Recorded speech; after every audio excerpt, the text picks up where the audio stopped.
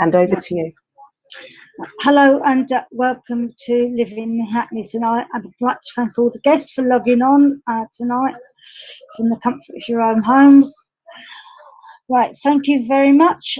Do we have any apologies for absence? Yes, we have.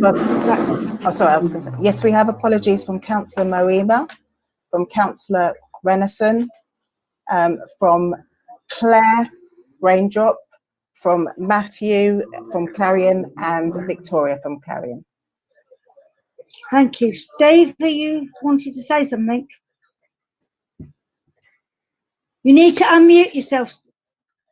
Sorry, I pressed the wrong button. I'm still learning. My apologies. Hi, Steve. Sorry. Hi, Sharon. Hi, Steve. Councillor Lynch. I need to. Yeah. It's when we get to the declarations of interest. Yes. Yeah.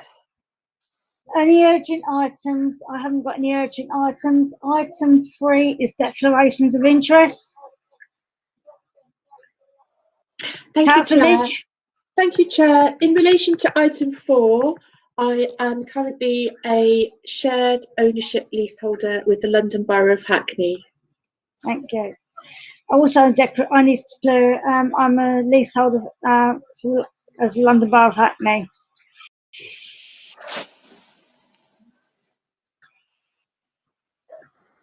Okay.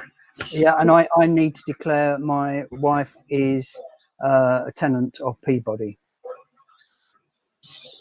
Does that not make you one, Ian? It doesn't make me one, no. She's Right. the tenant, not me. Right. Very sensible. Right. I think. I'll tell you what. Declarations. Right. Item 4 is exploring the work of housing associations in Hackney. This is the last evidence session we're having today, after which we hope to draw up some recommendations. This session will explore 3 items, which is to strengthen formal partnership arrangements, which I'm going to ask each of the housing associations, and as I call them, to give a 5-minute presentation. I'm also going to ask the council to come in and on that one. And then item 2 is community investment by housing associations, approach to supporting their residents to succeed, and partnership with the council to improve social and economic well-being, and 3 improvements recycling on estates across the borough. So we'll take them all after we've heard the presentation from housing associations and the council officers. We will then take them as a discussion. Sorry, my tablet's gone off. Okay, so yeah. We also have the National Housing Federation with us today for an overview of how housing associations work. Could I call the Assistant Director of Regeneration, James Goddard? Thank you, Councillor. Can you hear me? Just. Again, good. So I'm full on mic. I'm full up. I hope you can all hear me. Right, so, okay. Can you hear me now? Good. So yeah. Good. Everyone's got thumbs up. So good. Technology works. Thank God for that. That's been one of those days. So yes. Normally, at the previous 5 or 6 sessions that we've had of this, I do a presentation, facts, figures, etc., and we get into whatever it is we're getting into on that evening. Tonight, different, because we're here just to talk about partnerships, how we think things can go forward, a discussion and all that sort of stuff. So I'm just verbally going to set the scene in Hackney, what we've been doing, what we've been thinking about, how we've been talking to housing associations, etc., which will then lead pretty much into what you're doing both on your partnership side and the next part of the agenda, which is the sort of social investment stuff. So cut a long story short, in Hackney, we've been looking at how we more formally set our partnership working and relationship with RPs, our key partners. We're looking at, we haven't got any prejudged thoughts on this. We've not got anything up our sleeves that we're ambushing or laying on you. We're going to do all this in co-production over the next period, and that period can be as long as we decide it to be. So again, just to set the scene, we've got almost 3 layers to this, how we're thinking. Firstly, we've got the more sort of formal layer that you'll all be aware of. So that's the nominations agreements, things like Housing Association Forum, the governance stuff, that how we use our grants, semi-contractual or indeed contractual type activities and things, transfers, how we deal with things like that. We've got all that stuff in place. It's not in one document, it's not in one area, but we have things like that in place. So that's the sort of the top level type stuff. Then we've got a middle bit, which is the semi-formal, semi-informal stuff. And these are things like, for example, we have a sales protocol in Hackney, which is if an RP wishes to dispose of a part of its stock, normally a street property, we've got a quite straightforward protocol on what you do, what you can do, and how we can work together and help each other and all of this stuff. So that's the middling part of the way the partnerships work. And then down the bottom, and I say down the bottom, but this is really the important stuff that we don't want to lose sight of. So this is where the partnership working, the true partnership working, comes into hand. For example, Hackney has a very important and very core piece of work around inclusive economy. We have a strategy, we have lots of staff working on this, we work in partnership across the piece. Local economy, employment, training, skills, and all those sorts of things. It's how our partners work, how we can get you to work, and so on and so forth, and how we can all together join forces, join resources, make all this stuff clear. Some of these things are very complex. Some of these things, these are documents that are very lengthy. We think we can work together to pull together all of the things we're doing, particularly around the social purpose stuff, into one place. Same objectives, so on and so forth. This is also the part of the partnership working where we work as well with health, where we work with colleagues in social care and community safety, etc. We've run smoking cessation sessions, for example, for certain RPs. Frankly, it hasn't been scientific how we've chosen an RP. It may be you were passing the town hall that day, or we like the colour of your shirt, or that's how it's been. So these have been really worthwhile episodes. The tackling obesity stuff, all that it's really works really well where we've run it. What we feel we can better do is work together in a much more open, transparent way with you, pool resources, and get stuff together. Other local authorities which you'll work in, they have different ways of doing this. There's things like compacts, there's things like federations. I'm not going to name the local authorities, you know who they are because I know some of you work there. Yeah. Some of you even pay subscriptions to these things, so I know all that. Yeah. So we are not saying we're going to do one or the other. We just want a discussion with you and see what we think best fits for Hackney. And we think that's an open discussion. I reiterate, all we're saying is here, we think we can do partnership working, both capital P and small b, better. We can improve it and we can carry on working on this. And I haven't got any prejudged papers or anything that I'm going to ambush you all with tonight. It's just, outside of this, I think we can get together, co-production, whether you're a big UK-wide housing association, whether you're one of our small specialist ones, whether you're supported housing, whether indeed you're the medium-sized ones that have always been geographically located in Hackney. There's a whole range of things I think we can work together on much more strategically. Finally, I'll just plug one of the key points being we do have a housing association forum. It's actually called Better Homes Partnership, and some of you will have been to these. There are 2 Better Homes partnerships, one on management and one on development. And in a sense, I know I've warbled on for 5 minutes, but this really is the crux of the matter. Those partnerships meet quarterly. So there are 2, as I say, there are 2 structures there. So we have 8 meetings a year. We theme them. We do smoking cessation, we'll do domestic abuse, we'll do antisocial behaviour, and RPs that attend find it very useful. They're actually chaired by housing associations, not the council. We facilitate it, but we don't set the agenda. So we really do want it partnership working from the ground up. And again, this is an opportunity. It works, it doesn't work. I'll be interested in your views, but it's interesting. I'm very interested in that governance. I know governance is a horrible word, bureaucracy and all that sort of stuff, but you know what I mean, how we can better work together to get that thing working as well. So I'll shut up at this point, so I know you want to get into your stuff. But that is the context setting. I'm happy, Chair, Councillor Badger, to take questions at this point, or do you want or discussion, or what? Or do you just want to go straight into presentations, or let the RP speak? Or you're on mute, Councillor. Sorry. I'll sing a song. If you're still on mute, if Tracy could unmute you, that would be even better from the technology. End of the day. I know. I'm muted myself. Hello. Hello. Hi, we can hear you. So I would Thank say, you. do you want me Yeah. to take questions from members or from RPs or discussion? I'll take questions from members, and then I really want to hear from the housing associations. Councillor Lynch and Councillor Rathbone.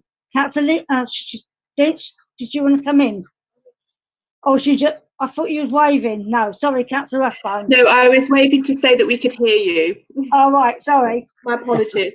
No. If people want to speak, if they put their hands up, or if I can't see them, if they put it, I'll keep an eye on the chat function. If you just put, you want to ask a question in your name, I'll call you.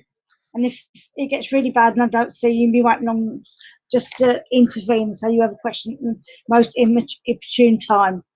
Councillor Rathbone. Okay, after all of that, I've forgotten my question. No, I haven't. Yeah, sorry. Councillor Rathbone.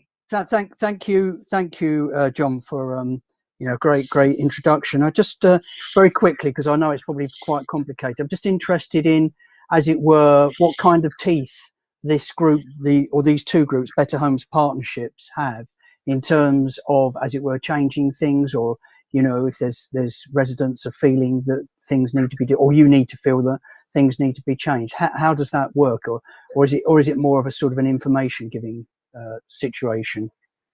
Thank you. Thanks, Councillor. You can hear me. I'm unmuted. So, frankly, it's a mix. We've got some sharp teeth in there, we've got some blunt teeth, and we've got some gaps where there are no teeth at all. Yeah. So we have sharp teeth around things like nominations agreements. They're all set out. We have and how we use our grant and things like that. So we do have sharp teeth there. We have sharp teeth on what we do around things like domestic violence. We rarely have to bite on these things because RPs, that will work closely with the council on this stuff. That's the formal governance stuff. We do have some blunt things where sometimes this can work on both sides. I'm not judging blame or anything, where relationships or things can break down in terms of process and protocol. And that's where at the moment we haven't really got a means of redress or a means of chasing things up or a means of bringing, some weight to that.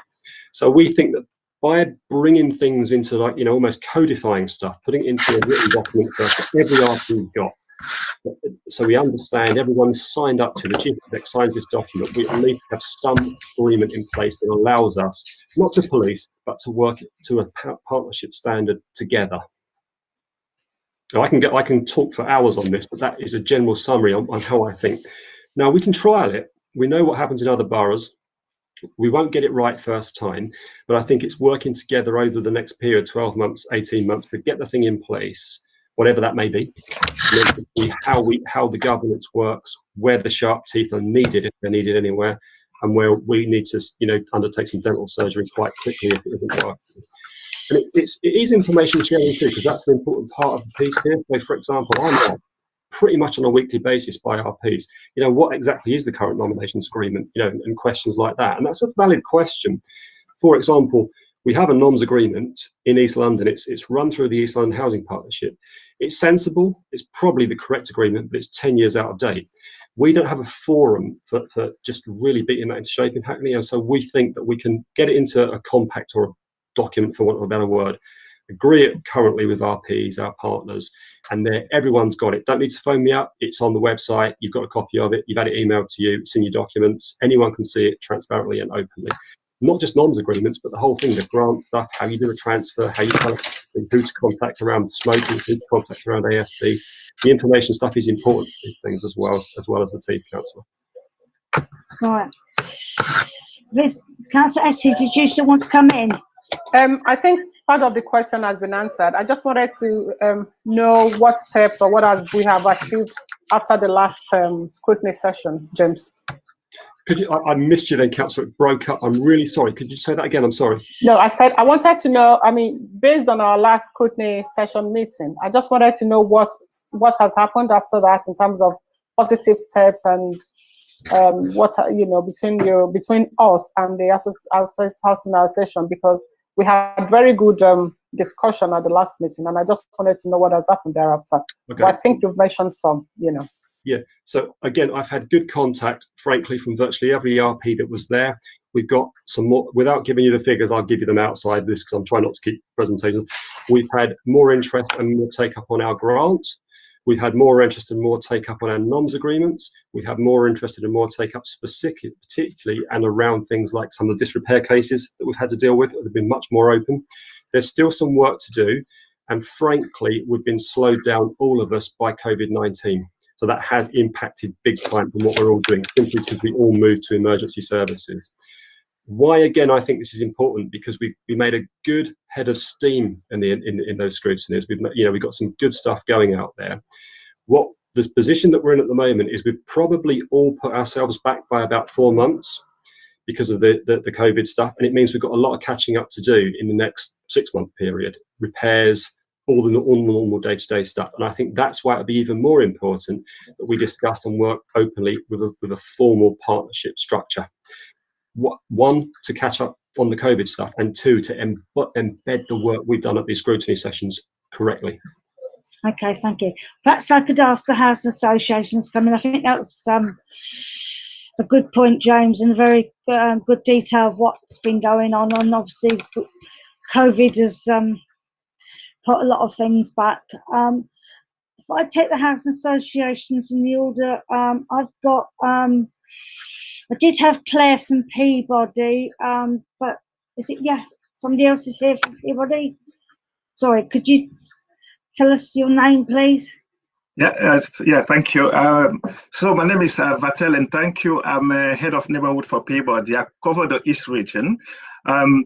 When James was talking just now, it just reminded me of some of the difficulties that we have in doing partnership work when things are not clearly structured, because I cover 10 boroughs, and it's quite difficult if things are not quite well structured, to know who to contact where. I think it's just quite opportune, because I've been involved in the implementation of the compact with Wolfram Forest, and I would say I've been actively working with them since about June last year. The fact that they spoke to the residents very extensively, and to the partners and the housing associations to put this compact together. I can say that the work that we do with them, the work streams that came out of this, much more structure. Even down to the contact. I have a key team with the council that I speak to, which is a bit different, even though I've been active in Hackney as well. I don't see the work, even though we attend better homes, I always have the impression that something is missing in terms of the structuring of our partnership work. So in the compact, you have a development stream, you have a housing management stream. So from the beginning of the year, you can see the objectives that you're working to, which is quite helpful. But so far, it's been only 1 year. But we have seen the biggest advantage is the fact that partners and housing association and the borough, they're not duplicating work, especially when it comes to community investment, where you have usually in some associations, you've got some neighboring housing associations doing the same things in the same neighborhood. Now they've been pulling the resource together to say, actually, if you're already providing, if say, I don't know, maybe Guinness Housing is providing youth services here, maybe we could use the resources to provide something else just next door, so to benefit all the residents overall. Yeah, I would say I've worked with within many boroughs in the past, and I can say just within the past, since June last year, I've seen the impact of the compact in Wolfram Forest. Thank you. So do I take it from that Peabody would be quite happy to get involved in developing this new body then? Oh, absolutely. Absolutely. That's really good to hear. That's really good partnership news. Sorry, I can't see. Sorry, I'm working on a tablet, a hard copy, and a laptop. I'm trying to keep find out I am on all three. I do apologise. I think, sorry. I've got Ruth Davison from Islington and Shoreditch Housing Association. Is Ruth? It's right. I can see you. Hello, Ruth. Thank you. Hello, Patrick. Thank you. Yeah. 5 minutes. I won't be 5 minutes. It's fine. So you asked us just to reflect on the strength of formal partnership working in the borough. And I suppose it's worth reflecting for one second what we would want to achieve through formal partnership working. And if you look at the vision for Hackney, it's about building a fairer, safer, more sustainable Hackney. And that is absolutely in the territory of Islington and Shoreditch Housing Association. So we help to deliver that vision by building and helping others to build with the River Alliance, by striving to be a great landlord, by being a living wage employer, and by insisting that all of our contractors are too, and by being serious about environmental sustainability. And in terms of delivering in the future, we would very much like to partner with Hackney more in understanding how we build. We build predominantly social homes and have been pleased in the past to be the recipient of right to buy receipts and other monies from the council. And as I say, we build social rented homes rather than not very affordable rented homes. In terms of the fairer element of that vision, that's very much in terms of your inclusive economy, and there are reflections about what we have done to deliver that in the papers that we've submitted.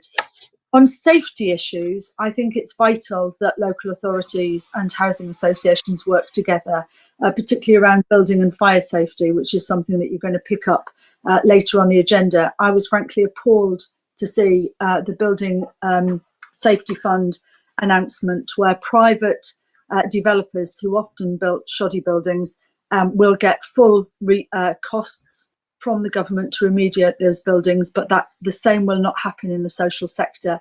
And frankly, I think that we should be joining as housing associations and local authorities in London to lobby on that. And in terms of sustainability and the drive to zero carbon and EPCC homes, this puts more money in residents' pockets, which delivers the inclusive agenda and the fairer agenda, and also helps preserve the planet. A reflection on those formal relationships at the moment, we at Islington and Shoreditch Housing Association were chairing the development forum as part of the Better Homes Partnership until our director of 20 years, development director of 20 years, retired last summer. And I think they would benefit from a kind of more consistent attendance, both from housing associations and on the local authority side, so that we can have good, strong Chatham House discussions on issues which affect all of us. And truthfully, we've not been involved in the management forum of the Better Homes Partnership, but would be really pleased to be, and would welcome, I think, a more a kind of a stronger partnership approach between housing associations and the authority going forward. That's all I really want to say by way of opening. Thanks very much. Thank you, Ruth. That was very interesting, what you had to say, and your points about the government funding and how, once again, the social housing sector isn't being subsidised, and it's left to our tenants and residents to pay for these things out of their rent. And we all know that many of our tenants and residents don't have very much money. It's enough. Thank you. If I can call on Alistair Smith, please, from Guinness. Yes, hello. Good evening. Good evening, Councillor Patrick, and good evening, everybody. Thank you. Right. So I just wanted to check that you're not expecting me to talk through the written submissions that we made. Is that right? No, that's fine. The members should have read it or read it. And what we're talking about now at the moment is trying to form a way of us forming a partnership. Wonderful. Okay, that's fine. In that case, I won't speak for very long. I think just reflecting on what I've heard already. So I should say I'm Alistair Smythe. I'm Head of External Affairs at Guinness. I have a national role at Guinness and personally don't attend meetings in Hackney, but a number of my colleagues who work locally do that. But I wanted to be here this evening, given the focus of the meeting is about partnerships, and we're involved as an organisation with a number of national and local partnerships. So clearly that there was a reason for me to listen, and I'm really kind of interested to hear where it goes. I think as an organisation, having spoken with colleagues working locally, we feel we're already working well with Hackney operationally, but we would really welcome the idea of working more closely with Hackney on a partnership, and particularly keen on co-production principles and ideas.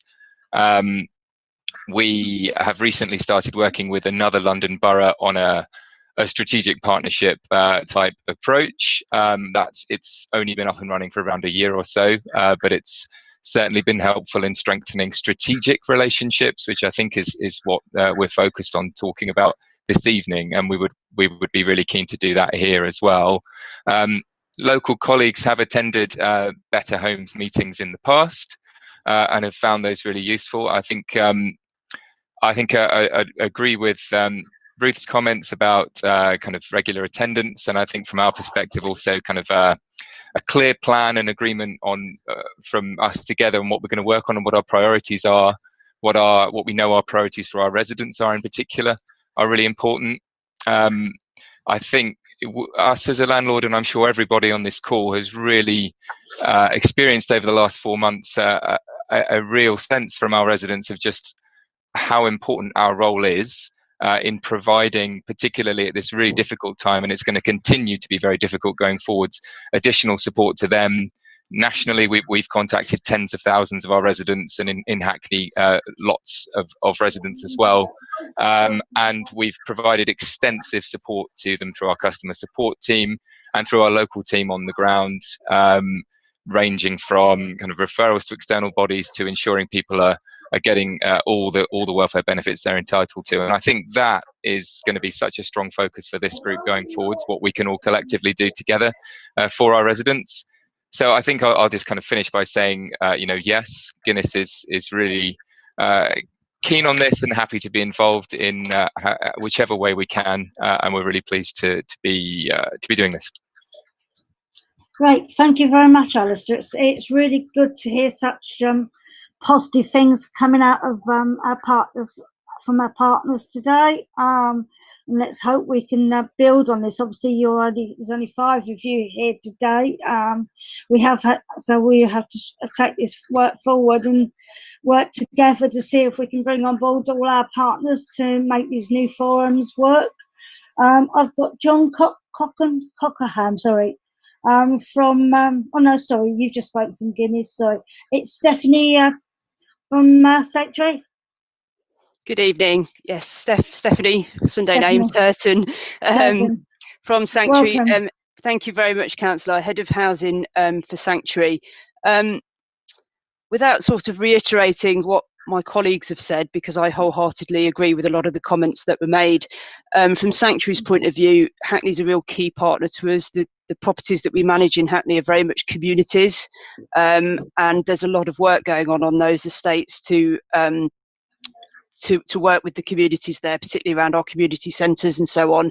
And a lot of the partnerships that we have with Hackney, I think, as Alistair said, are quite operational and transactional, and we'd be very keen to have a more strategic sort of viewpoint. And I think moving forward, resources are going to be incredibly stretched for everybody. And I think those partnership arrangements moving forward will help us to ensure that resources are best placed to be able to help the communities that we all, well, that a lot of you live in and that we work with. So I'm relatively new to Sanctuary. I only started in February. I was sort of here for 3 weeks and then we went straight into lockdown. So I'm very much still sort of catching up with Sanctuary's position within Hackney, but part of the motivation for recruiting a head of housing specifically for London, which is what I am, is to improve the quality of the partnership working within the local boroughs within London. So I wholeheartedly welcome the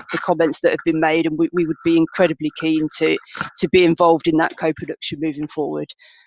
So I won't reiterate what everybody said, but would absolutely state our enthusiasm for being involved in that. Right. Perhaps outside this meeting I could contact you, since you've got a lot of housing in my ward, discuss how we're going to work together. I would very much welcome that, Councillor. Thank you. I've got the Kingsmaid in my ward. Right, I've got Zoe Pratton from Clarion. Hello, hi Councillor. Hello everybody.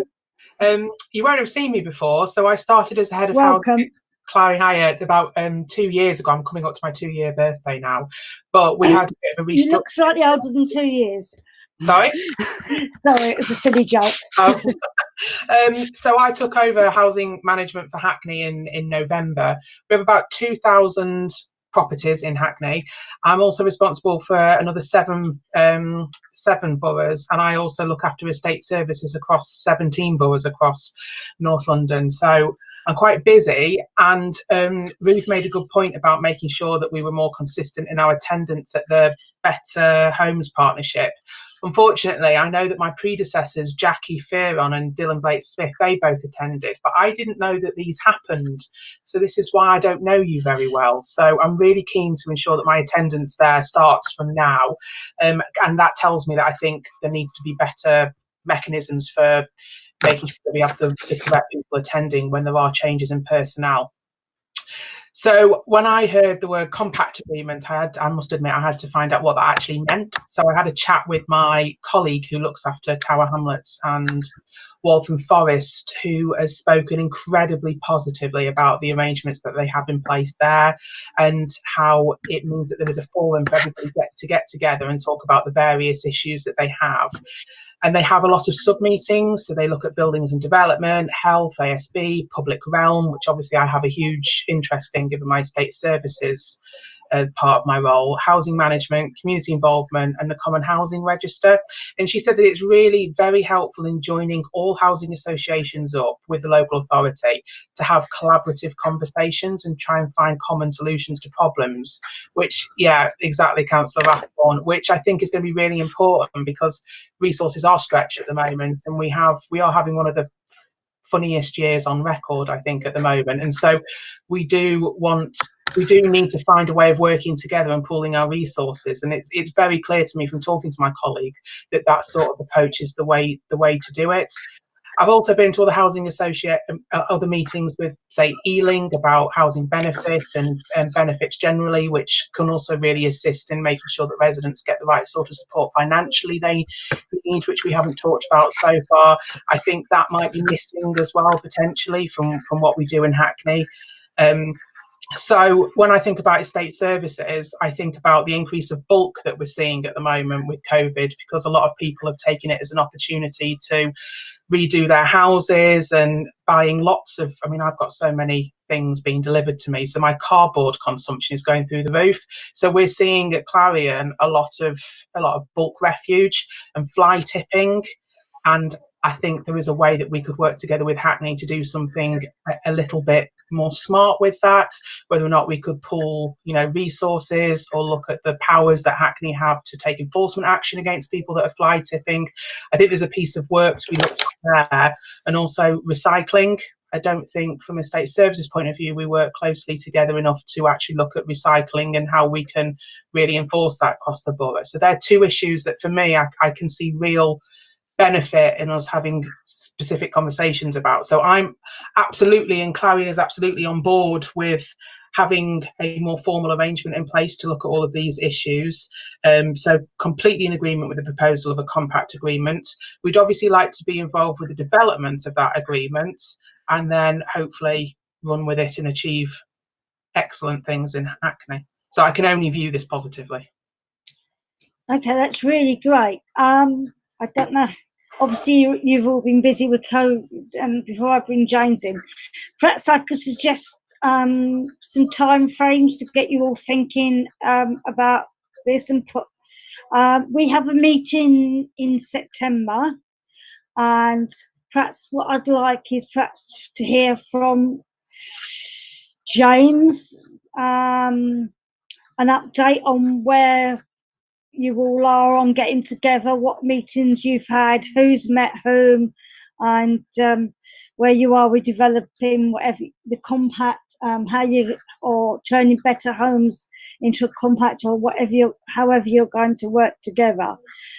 So just a short briefing, and then maybe I'll talk to the committee, but maybe we could bring you back in December if there was anything to bring back for our December meeting, to give us a more formal update of, and I'd like to invite some of the housing associations to that meeting to give us an update. I think this is really important. There's been such enthusiasm today, and hearing everybody agreeing and wanting to get on and work together for the benefit of the people of Hackney. But I do think that if we keep a rolling eye on it, it may make sure that it stays on track.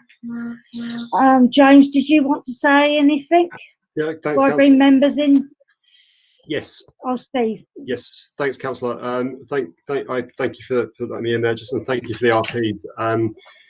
Patel, you're absolutely right about community investment. Ruth, you're right. In fact, you're all right as well. So I agree with every single point. There's nothing to disagree with here.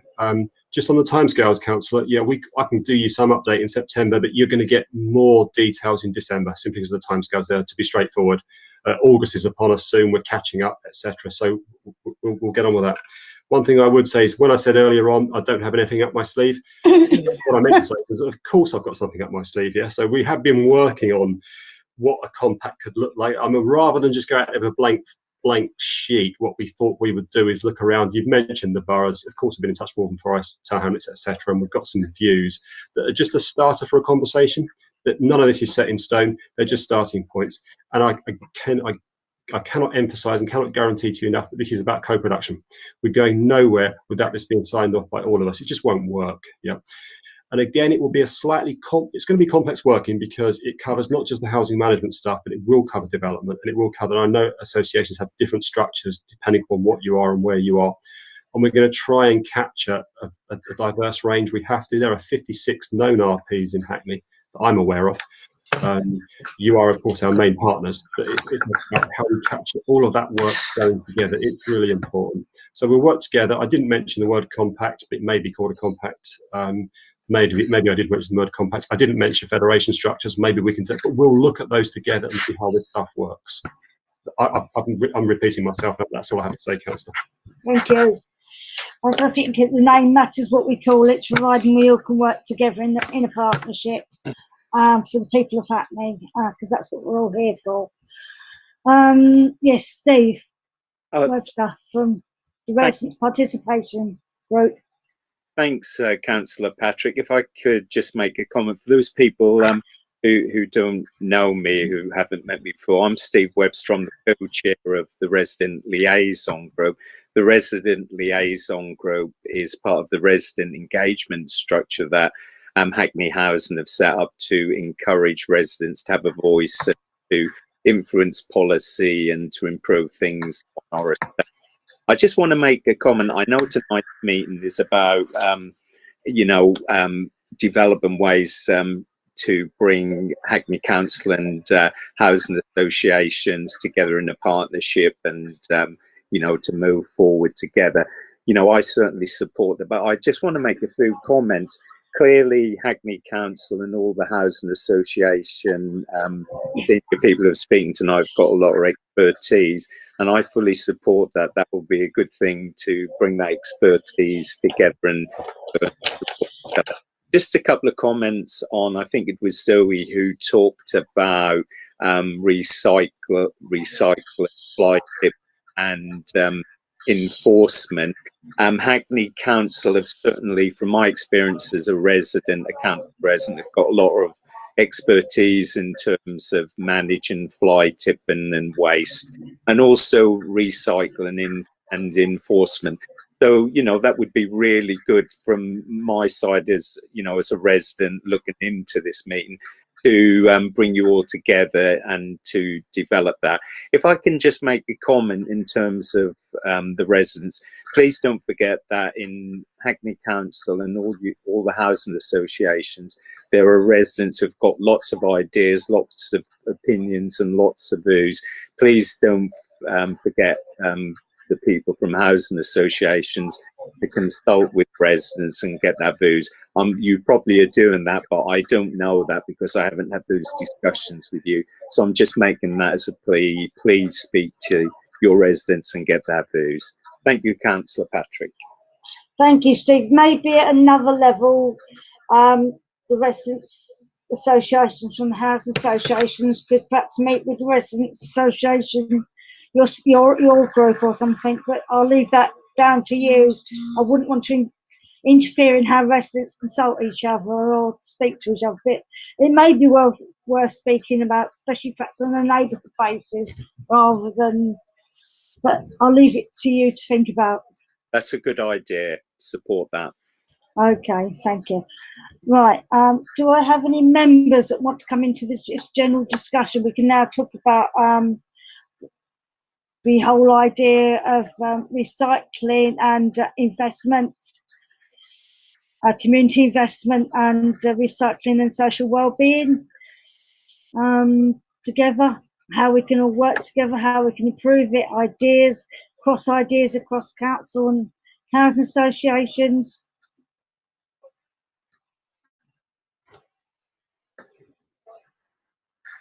Nobody wants to come in. From my point of view, the last that I'm aware there was any work happening with recycling was a few years ago when Hackney launched an initiative that I think was in response to a government paper, potentially something along those lines. And so we were given recycling bins that we could give to residents, which has been quite helpful, actually. We don't get people complaining about recycling anymore. I mean, unfortunately, we still get some people that dump their rubbish outside, or we get cross-contamination sometimes, which is a bit of a pain, but that was quite a good initiative at the time. So the first thing that I'd like to know is, does Hackney have a strategy in place at the moment to increase its recycling, would be the first thing. And then my second thing would be that we've noted at Clarion that there is huge potential to do more with food recycling, and although we know that it's probably not really realistic to give a tower block or a block of 180 residents an individual food bin, because the impact on your refuge workers would just be too much, I think, on a daily basis, there is something in that I think needs to be thought out. Yeah, we certainly do have a strategy. I mean, it's just gone through cabinet, and one of the things we're moving to do is to increase recycling by going to fortnightly rubbish collections. I think everybody that wants a food recycling bin here in Hackney can have one. I mean, I live in a flat, and I know my neighbours have got them. James, were you wanting to come in on this? Yeah, just very briefly, Zoe, yes, we do. As Council has just said, I'll talk to you about it. We'll send it your way on the recycling thing. And also, we've got a lot of stuff going on, not just on the food strategy. There's tons of stuff. Again, back to the point at the beginning, we've worked with some RPs really closely on food, healthy eating, cooking, and some we haven't. So the point about this is how we just get that across the board. You're right to bring up these very local, very important things. And again, I'd emphasise not just the localized food stuff or even recycling, but the big picture stuff too. Environment, climate change, energy strategies as well. These things are all interlinked, and we have worked with them. I'll share it all with you outside. Thank you, Councillor. Thank you, James. I seem to remember from the papers, I think Peabody had done quite a bit of work. Do you know about the work that you've done? And I'll bring other members in. I do, but I'm sorry. Our understanding was that we had a written submission for the investment bit, and yes, I wasn't fully aware that I was going to present that. Okay, doesn't matter. Yes. I just thought you might know something about it. I've got Councillor Mahan and Councillor Ete. Thank you, Chair. Yeah, I think I mean I think it's great to show the sort of RP showing enthusiasm for getting involved, and I mean I think it's good timing because as James mentioned, and you did, Chair, that the certainly the lead member John Burke has put a lot of energy into our recycling strategy, and we've got big ambitions for targeting fundamentally the estates in the borough which have the lower recycling rates, sort of generally speaking. I know all Hackney estates have food recycling containers, so if there are RP estates that haven't got these provisions, then that's certainly something we should look at. But I think the other thing, I think this is a really good opportunity to expand. And talking about partnership working, we've been developing strategies which have been trialled with sort of investment on some Hackney estates in terms of new collection facilities and collection kind of times, and then sort of literature to residents to try and really boost recycling rates on our estate. So I think this really is a great opportunity to sort of to share the benefits of those trials and see, you, our partners, to the extent which we can kind of lever that with some investment from yourselves. I think it's a great opportunity. So yeah, just to sort of flag the sort of the test work and the background preparation that we've done here is definitely available for kind of dissemination across all the other estates in the borough. Yeah, thanks. Thank you. I just realised I hadn't brought it. Jess from National Federation of Housing Associations. Hi, thank you for having me, and better late than never. Sorry. No, it's fine, don't worry. Thank you for inviting me, Councillor Patrick. I'm Jess Mullins. I'm the External Affairs Manager for London at the National Housing Federation. The Federation is a national trade body for housing associations across England. We've got almost 200 members across London. I'm not an expert in each individual local authority's partnership arrangement, but the Federation as a whole believes in the value of working closely with local authorities. It runs through all of the work that we do, and we regularly encourage and create opportunities for our members to work closely with local authorities. At a national level, this means that we work closely with the LGA, and at a London level, it means that I'll work closely with my colleagues at London councils and also with the GLA. As you'll have heard today, many members in the room also share this ambition, and they've all spoken about how we can do that well. As said, the value of partnership working runs through the Federation. It's part of our business strategy. We understand, and our members recognise that partnership working and doing it well is central to the sector's ability to deliver on our ambition to ensure that everyone has the opportunity to live in a good quality safe home at a price they can afford. We also recognise that working together is the best way of tackling some of the shared challenges that we all face, whether it's the lack of kind of genuinely affordable housing, making sure that our buildings are safe, or creating like a fair and sustainable welfare system. And we know, and you've seen here, some of the ways that members are working closely with local authorities on some of those things. My submission kind of focused on three broad areas that we've looked at the kind of partnership working with local authorities, and they were the supply of new affordable homes, homelessness, and creating great places and deliver inclusive growth. I'm not going to kind of run through that again because it is in the submission, but what I do want to pull out from that is that, kind of in all parts of those work, we've been able to see that working together is beneficial for everyone involved in that process. In that submission, there are a lot of different models and structures that can be explored around partnership working. They all differ in terms of like formality and scope, but the key thing is that all depends on what the aim of that partnership. And in that submission, I identified, and I think it's quite important to bring out, some of the common characteristics that are there for good partnership working when it goes well. And they're things like shared and agreed vision, values and objectives from the outset, the importance of building and establishing trust, the importance of ensuring that it's being led by senior leaders, the value of compromise and flexibility, good communication, and kind of really importantly, making sure that the partnership is well resourced from the outset. And obviously with the good comes the bad, and there are a lot of corresponding barriers to the success of partnership working. So again, a lack of trust between partners is obviously quite a significant barrier.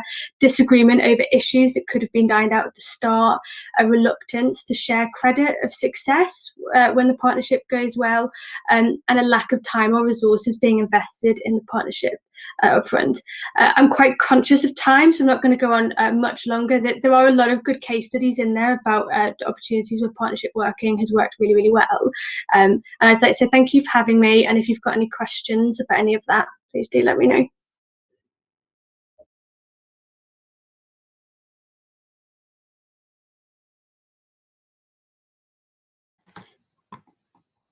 Councillor, you need to unmute. Sorry. Who muted me? This computer's got a life of its own. It mutes people. Anyway, we were very pleased to hear your presentation. It was and the written presentation was really interesting. Councillor Ette, you wanted to come in. Yes, thank you, Chair. I wanted to ask James if possibly if he can say something more on the flat recycling package, you know, the benefits of it, and considering the reports that we have read, and how housing association, if they might be willing to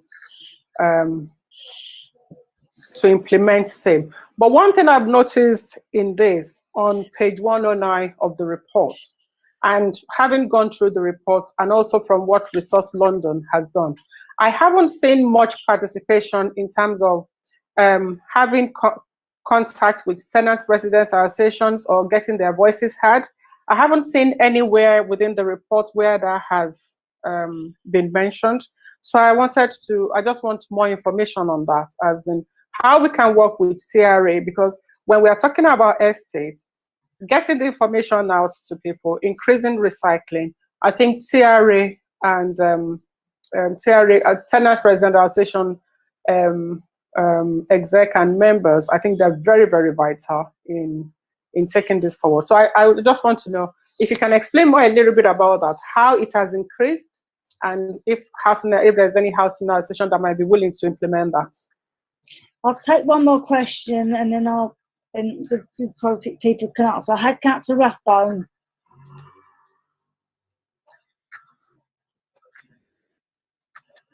Yeah, thank you, Chair. Actually, I was going to ask a similar kind of question to Councillor Etty as well, but I had another question.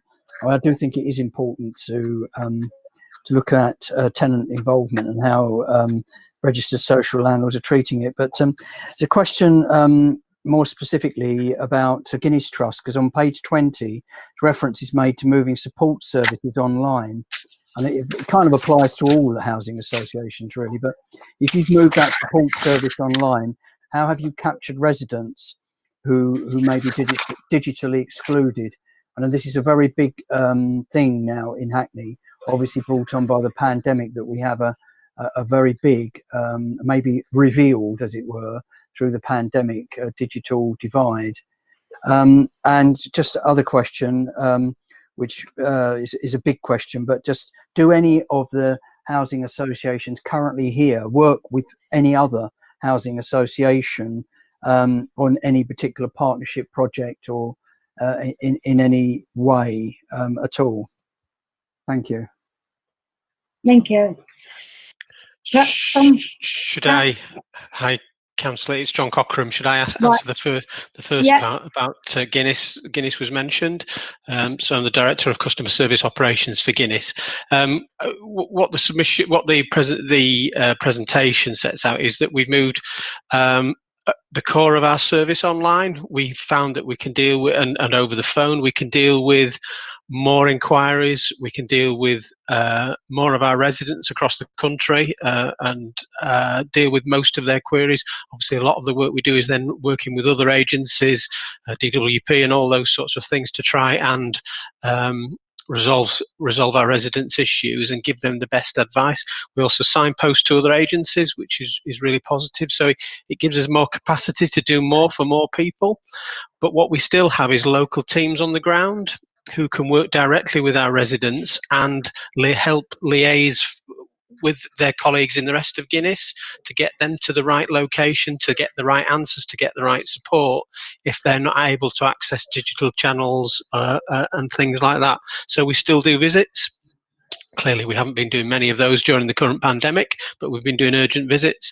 But we still do visits. We still hold surgeries on schemes to make sure that the residents who aren't comfortable with the digital channels or don't want to use those digital channels can access the services just like anybody else can right across Guinness. And just from our point of view on the second point, we work with lots of other housing associations, and again, a bit like James has said, we work in different layers, if you like. We've got very formal arrangements across in different parts of the country, formal joint ventures that we work with organisations with, and things like that, to build new homes and to do certain things. Then to the less formal arrangements. About specific issues in specific areas, like we've got some fly tipping campaigns, we've got some antisocial behaviour campaigns, we work with a number of organisations on domestic abuse and things like that. So there's lots of examples that I'm sure not just Guinness, but lots of partners around this table this evening, colleagues around this table this evening, could bring to the table to show. We've also got lots of experience of working with local authorities. Like others have said, we pride ourselves on being a partner of choice, if you like, and working really well with our local authority partners, as well as housing association partners. And again, we've got examples from right across the country that we could bring to the table. That's very interesting. James was asked a question, I'll ask Jessica. Perhaps we could try and think about, I mean, it's great what you're all doing elsewhere in the country, and I'm sure we can all learn from that. But it'd also be good to exchange ideas of perhaps what we're doing locally in Hackney that may be easier to put together, rather our services, or do things for people together. I mean, as well as learning from what we all do. I'm sure each housing association could probably learn from each other, as well as us learn from you. We all hopefully do similar things and support similar people. James, did you want to reply to Councillor Rathbone? Yeah, I'll reply to Councillor Rathbone and Councillor Etty. So yeah, Councillor Rathbone, I think your point has almost been answered by Councillor Patrick there. So we will work together. If I use an example, Councillor Etty, you asked about. I'm sure. Can you all hear me? No. Sorry, I think I'm echoing there. Good. So again, cut a long story short, I'll be very quick. So in Hackney, we've got good collection rates for recycling. We've upped our targets, we've stretched our targets, they're quite good. There's a physical element to that, which is about collection times, etc., etc. But for me, the key point here, and again, we'll work with RPs and all of this, and you've probably got your own experience that you want to bring to the table here too, is your point, Councillor Etty, about that toolkit and in the London Flat stuff. We're much more now where we can improve the stuff around green champions. Things like how we involve tenants in residents in that are shown to be critical in the studies for upping recycling rates, how we provide better information, and how, most importantly, we change behaviours. So we're working with our residents on all of those. We've just implemented that toolkit. You can ask me in 12 months' time where we got with that, and I'm happy to be able to tell you we've hit our target, because we will have done. But again, right back to the very beginning, this is exactly the sort of thing we can talk with our RP colleagues and friends on how we can improve this. We've got estates that join one another. We're doing separate things. Just bring it together. You can have one and stuff like that. The single green champion across an estate. All of our behaviour change things we've learned from energy, from fuel poverty, from food poverty, sharing it and just delivering it locally, and then bringing it all together. So a bit of rhetoric there, but we aim to turn that rhetoric into an action plan with some real key outcomes. And you can start looking at those in December and then December next year. Does that sort of answer your question at this stage, without me going into the detail of what our recycling plan is? Because I can spend the next 2 hours on that. No, thank you. Councillor, sorry, it's Ruth here from Isha. Yeah. You asked about whether, in response to Councillor Rathbone's question about formal partnership arrangements in Hackney with other housing associations, and we do have one. I mentioned the North River Alliance, which in my introductory remarks, which was established 15 years ago by Isha and works with 11 other small housing associations to develop. And that partnership's developed 3,500 homes in the last 15 years. And in Hackney, we have a formal relationship with the North London Muslim Housing Association, and we build on their behalf. Thanks. Well, I've got you. Perhaps I could ask you, Ruth, about we've just been discussing recycling. I noticed that you've got some targets in your report. You talked about, you mentioned increasing recycling by 20% by March 2021. Yeah. I just wondered if you knew how far away you were from that target, or how you're intending to meet it, or what effect COVID has had? So we haven't done much on recycling during lockdown, to be truthful. We've done an awful lot else. And to the point around welfare, we've made weekly welfare calls to people who we knew to be in a vulnerable position, or people who were elderly or shielding for another reason in Hackney. And in terms of digital, that kind of the point around digital services, I think, we found lots of people, of elderly people who were perfectly able to order their own shopping, but really lonely. And those weekly conversations have been helpful, and we're working out what we preserve of lockdown, and that good connectivity with residents to come out of it. On recycling,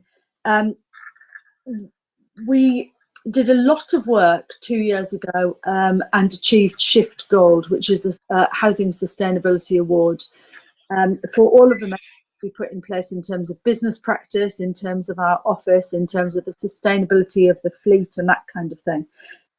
But we really, in our hostels particularly, don't have very good recycling provision, and we are working with residents on how we improve that.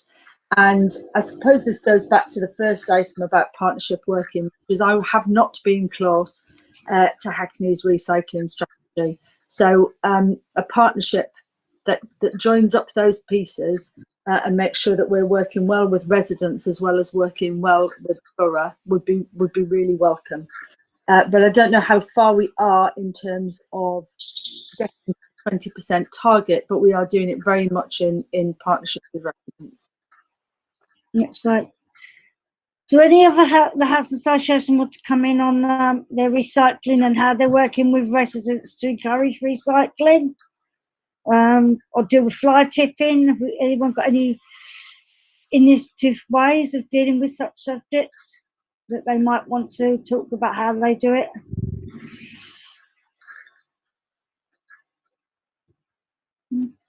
I just wanted to on recycling and innovative ways. I worked for Peabody for a number of years and left and just came back, so I'm not fully aware of some of the initiatives, especially in the areas where I'm not directly involved in.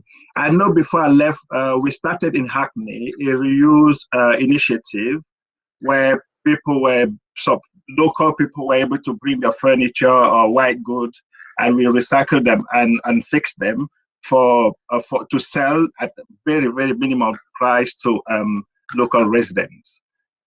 So I've not had the opportunity to check that before this meeting. Thank you. And can I just please make a general comment on partnership working? To say, there's a lot. I agree with everything that John has said, because some of them are quite formal, some of them are informal. But I would say in the majority of the boroughs, the partnership work tends to be reactive. So people come together to solve issues. A lot of the time it's going to be in housing management and in antisocial behavior. And I think formalizing those relationships is going to mean better outcome and impacts for the residents, because then people can put the resources together instead of waiting for things to happen. And you decide to put CCTV, for example, and displace the issue elsewhere, and then find what we can all come together at the beginning of the year and see what plan we can put together. And I think, partnership working is going to be much helped by a formal arrangement. Yeah. Talking of partnership, obviously we've all changed the way we work with our residents through COVID. I mean, we've all done things like delivering food, ringing vulnerable residents, and such like. I just wondered what we learned through it and how we could perhaps put that learning together and see whether we can carry on the work that we learnt and take it forward into this post-COVID. Well, we don't think it's not necessarily a post-COVID world yet, but hopefully it will be at some stage.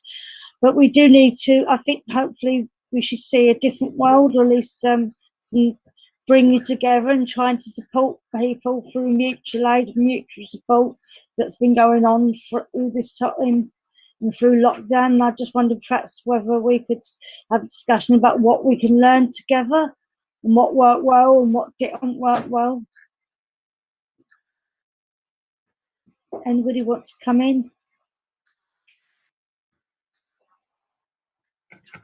Shall I start off with the council? Just very Thank briefly. you. So just very briefly, to Hackney Council has been in touch with 16, 17 RPs throughout the whole COVID period around a range of things, services including repairs, etc., as well as the less formal stuff, food, digital exclusion.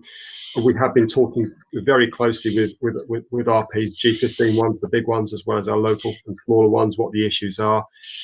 I'd say it's worked quite well, but there's been a theme throughout. At the initial period of COVID, it was the usual things: PPE, getting operatives to buildings, making sure that people who needed to be shielded were shielded.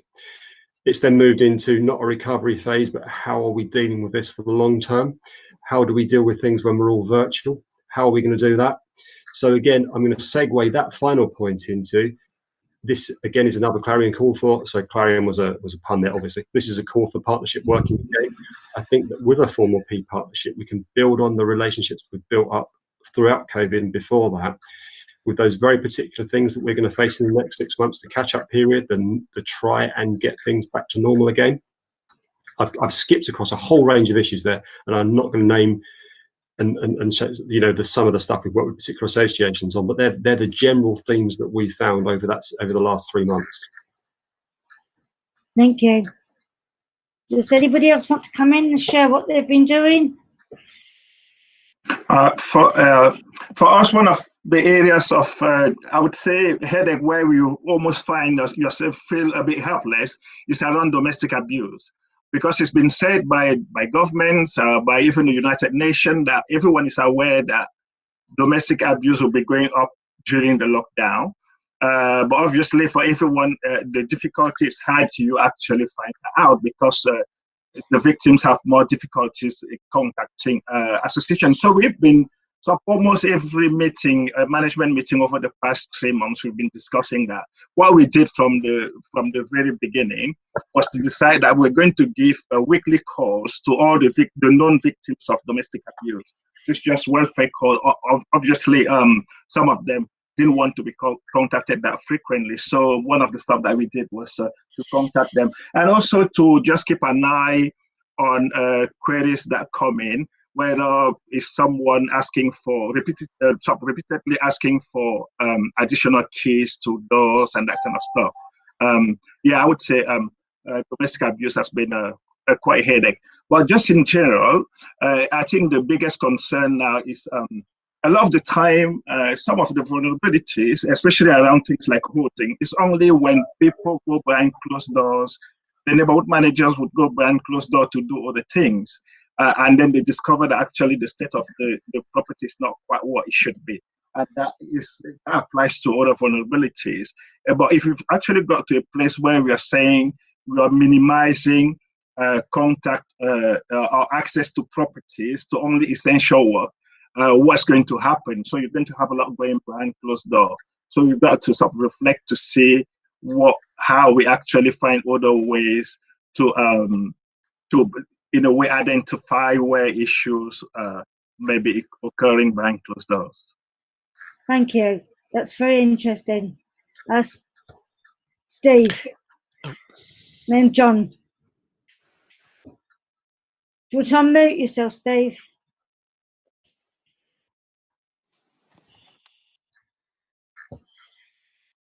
Yeah, if I can just add, most of the speakers are talking about strategic, borough-wide, national-wide perspectives on this. But if I can just add a little voice for a tenant and resident association.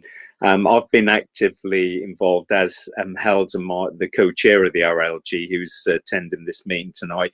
We've been actively involved in addressing issues that residents who are involved in TRAs and panels have been addressing to us.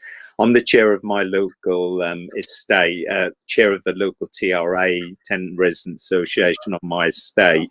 And we work with a pensioners association who cover this area, and they have a hall which is based on our estate. When COVID started, we were involved in offering support to residents who were Shield and NHS Shield, and we received quite a number of offers of help from residents on the estate. We signpost those offers of help from residents to Hackney Council, Hackney Council, who were dealing with volunteers who wanted to help. Some of us were involved in getting prescriptions and shopping for people. We received quite a number of requests throughout the lockdown period.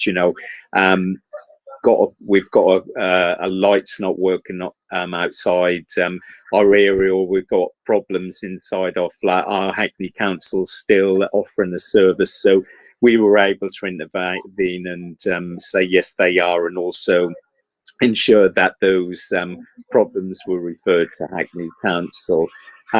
We were involved in escalating some issues to senior manager as well. So I just wanted to say that at a macro level, all of you people who are talking tonight, you've been very busy, and this has been a very difficult time for local authorities and for Hackney. But also as well for TRAs, we've been very active as well throughout this period, supporting residents on our estates. Thank you, Steve. It's been interesting to hear what our tenants and residents have been doing. I'm sure tenants and residents on housing association estates are probably doing something similar. I had John from Guinness, and Ruth was indicating, so I'll take John, he indicated first, and then I'll take Ruth. Thank you, Chair. I was just going to add to the point Ruth made earlier about making welfare calls to individual residents that we'd identified as vulnerable across the borough. I can't give you the exact number off the top of my head, but it's quite a lot of residents who we'd identified, and obviously most were grateful for our calls and what have you, but quite a lot were being helped by the wider community, as well as obviously their own family and friends. What we've subsequently found then is people coming to us who are a sort of a new group who've been perhaps hidden in the past, and it's those just on the borderline of being in poverty and getting into difficulty and things like that, and the impact of the pandemic, furlough, and now moving to obviously furlough and unfortunately redundancy in some cases, or just not being taken back on, is then bringing a new group of residents to the fore, if you like. So I think that's something worthy of perhaps our formal group talking about in the future. I think so that's really interesting.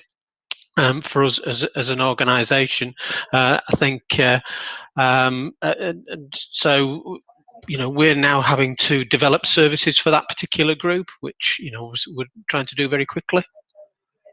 Thank you. I think my colleague Alistair actually just wanted to make a point as well, if that's possible, before Ruth comes on. Oh, sorry. Yeah, thanks. Yeah. Thanks, John. Sorry, Ruth. It was just because it was on the same topic. So one of the things through the proactive and welfare calls we've been making is it's been fantastic to kind of make sure that we're meeting people's physical needs and helping them in terms of welfare benefits and food and medicines and so on. But the other thing that's come through is just particularly for our residents who live alone, just the isolation and just the lack of contact, and how valuable those residents have found, particularly the older residents who are living in sheltered schemes, who we've been calling weekly, how much they've valued that proactive contact, and what a difference it's made, and how it's picked them up each week. And I think the challenge for us and perhaps for everybody going forward is understanding how we can keep doing that on an ongoing basis. And I think that would be a really interesting thing for this group to explore, because it's clear it's important. Separately, we're doing some work with the Royal College of Art on a project looking at how we can improve the experiences of our older people, and we're hoping for some interesting findings on that in 2 or 3 months' time, which we could share with the group at that point. We're co-producing some products that we hope may help with their well-being, so that would be something to share perhaps in the autumn.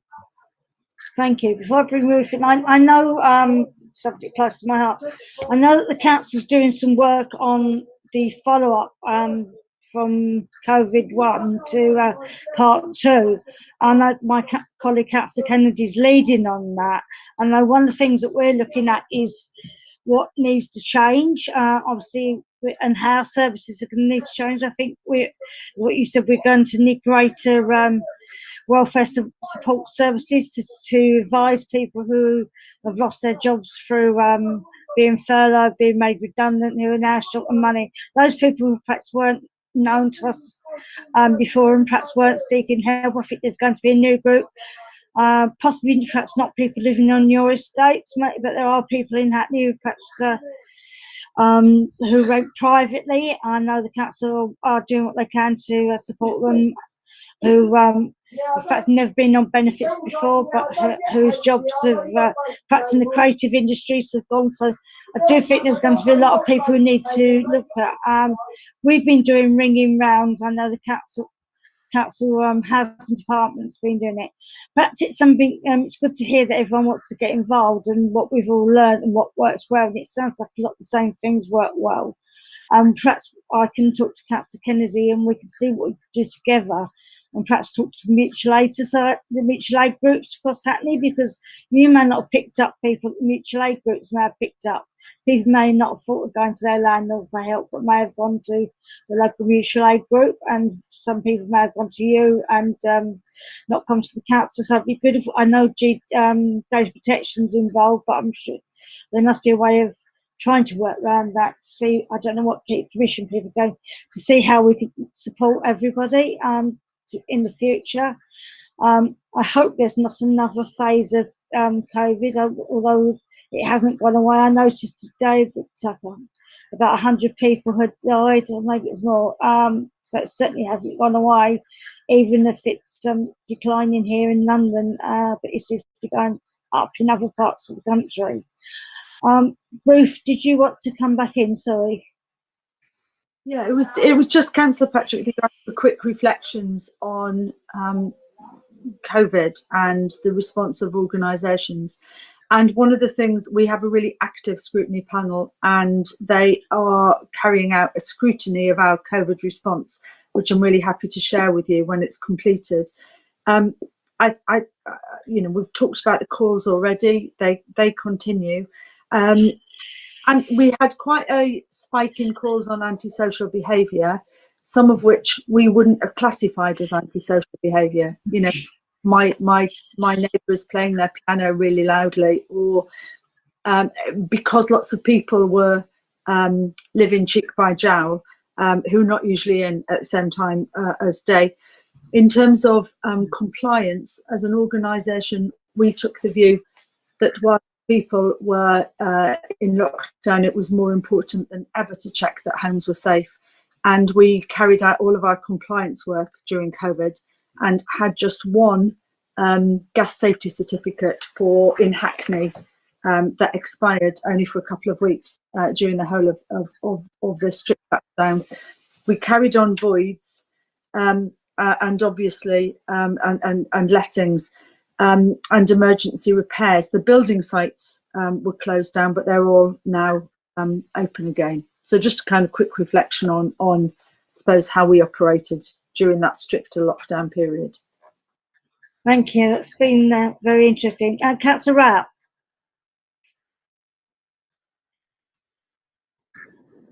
Can you hear me? Yes. Good. Yeah, just a few things really. One of it's really coming up from casework, I suppose. I've had several bits of casework which have come my way from housing association tenants who just haven't been able to get in touch with their customer services during COVID. I will name names. Clarion is one, and Peabody is the other one that I've had letters about. People saying that they've had stuff from Peabody with out of office emails because people have been furloughed and what have you, and then when they've tried to reach out in other ways, they haven't had responses. So I just wonder, you know, if enough has been done really on customer response, I suppose, during COVID, or if that's an area which has been a bit neglected. The other thing I was thinking about was that I have heard of one situation with a sheltered house which is run by Sanctuary, where the mutual aid organisation that I'm part of picked up a call from an elderly lady who said she hadn't heard anything from Sanctuary. This was a couple of months into the whole thing. And I was quite surprised about that. So I just wonder how that kind of happened, especially what Sanctuary have just said about that. And the final thing really is thinking about food poverty going on into the future. The council is stopping its delivery of food parcels at the end of this month. I think we're all probably feeling that we ain't seen nothing yet in terms of the economic impact that may come with job losses and what have you, with all sorts of people being forced into food banks and what have you, who perhaps haven't had that kind of experience before. And I just wonder what the associations are doing really to keep an eye on those sorts of people and make sure that they're getting signposted in the right direction. And also, actually, I did notice in the papers, I can't remember which association it was now, but I did notice that some one-off donations had been made to various food banks in Hackney, and we're very grateful for that, and we hope you'll carry on doing some of those donations. Okay, I've got Councillor Etta and Councillor Leach, and then I'll bring back what's come back from the Housing Association, and then we'll finish this item and have a short break, and then we'll move on to fire safety.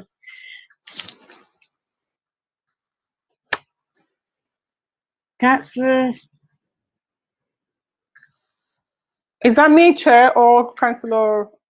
Well, since you're online, let's take you. Okay. It's not it's just a small question, probably taking you back to recycling. I just want a bit of commitment from the Housing Association that they will be willing to increase the recycling capacity to households if it is required to support the council, so that in order for us to meet our local target. I just want a bit of commitment from the Housing Association with regards to this, taking it forward. Thank you. Thank you. Councillor Lynch, did you want to come in? I think she's frozen. Can you see me? Lynch? Yes, I can see you. Can you hear me? Yes, Councillor Lynch. Thanks, Chair. It was just to pick up. I thought you're frozen. Sorry. I think it was just to pick up, and just a word of caution, because we mentioned about some of the housing associations might not have tenants that have been furloughed.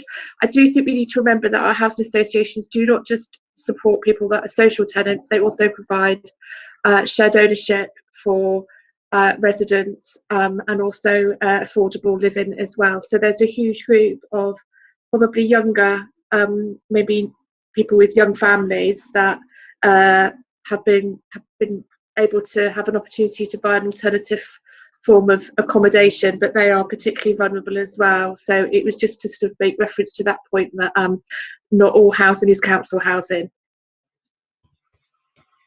Thank you. Yeah, I always forget, as the housing associations in my ward are all not 100% social housing.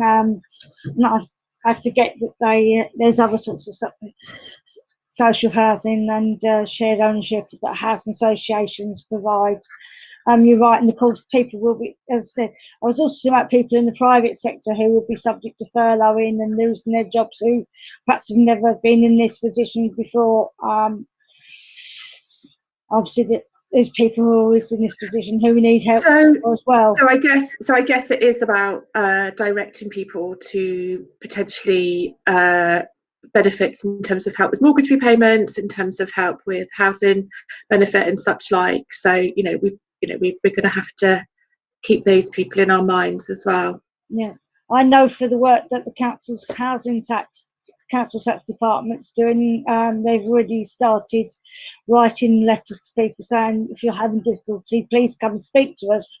Yeah, they're not heavy letters. And people are coming to speak to us about problems that they've got, and the earlier people come and speak to their landlords or the council, the earlier we can help them and stop them getting into debt, and that is not very pleasant and not very helpful. Does anybody else want to come in? If not, I'm going to adjourn. Chair, my question, Chair. Sorry, sorry, Yeah, Councillor. sorry. If I could just come in and respond to that. So, very committed to recycling. Obviously, it's hugely important for basically the world, isn't it, at the moment, because it feeds into climate change and all sorts of bigger issues. However, sometimes from an operational point of view, we are limited by space issues.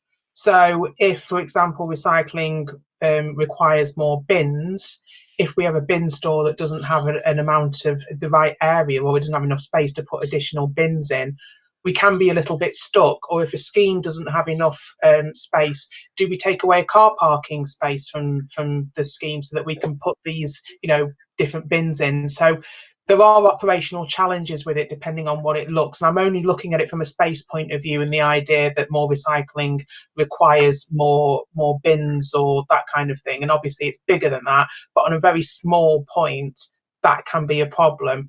But again, completely committed to it and looking forward to the discussions that we can have to drive it forward. Thank you, Zoe. I'm sure it'd be a good idea to take away a car parking space and put recycling bins there. Much better for the climate. We like to think we're green in that. Councillor Rathbone, sorry. Then I'm winding up. Or was you just saying you like us being green? You need to unmute yourself, Councillor. Councillor Rathbone, did you want to speak? Yeah. Well, no, I was just really agreeing that I think we are in Hackney giving up lots and lots of car parking spaces for cycle racks for recycling, and also we even have parklets as well, where people can gather outside. I think car park spaces are not sacrosanct anymore. I think that they're there to be used for other purposes as well. So I think anything that you do will be supported by the council, I'm sure. Councillor John Burke will definitely be on your side. But I do think that more could be done. Generally, from estates that I know of, more could be done in terms of recycling than is currently. And I think it will be good if this partnership between the council and housing associations could grow that whole kind of policy which we need right across the borough to actually do it. In fact, I'm actually talking with Sanctuary a bit about how we would actually explore putting solar cells on roofs and things like this, which obviously the council is planning to do through its own municipal energy company. And how could housing associations help with that? I'm not asking that question now, but I think it's certainly something for a partnership agenda. Certainly is. There's so many things that we could get together and partner with and share resources and make them work better for all of us.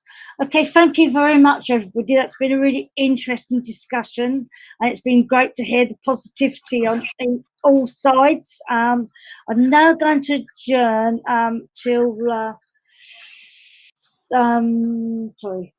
8:45. No. 8:35, and I welcome members back, and the officers discuss the housing services fire safety works.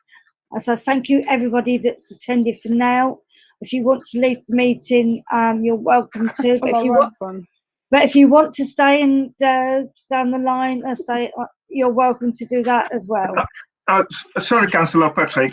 Sorry. Yeah, can I just add something? I just wanted to the opportunity to tell Councillor Rout that I'm going to be writing to her tomorrow to get a little bit more information on some of the specific examples that she's provided. Just to let her know that we sort of like redeploy our call centers really quickly after the lockdown. They were working from home. Initially, we had some problems with the phones.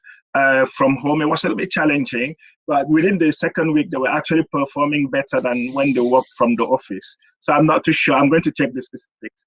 On the furlough, on the furlough side of it, Peabody made a really huge point that we were not going to furlough anyone that was frontline. So a lot of our furloughs were all back office. So I'm going to check why is it the case that they got some of the tenants received auto reply stating that people were on furlough, because usually the people that they would interact with would not be on furlough. We've Okay. had mostly development and finance people on furlough. Right, okay, thank you very much. I'm sure Councillor Rout will look forward to receiving that email, and you two can converse with that information offline. I do need to adjourn now, and we will reconvene, as I said, 35 minutes to. Thank you. Thank you very much. Thank you, everyone. Goodbye. Goodbye. Thank you. Thank you. Bye. Thank you. Good night. Bye.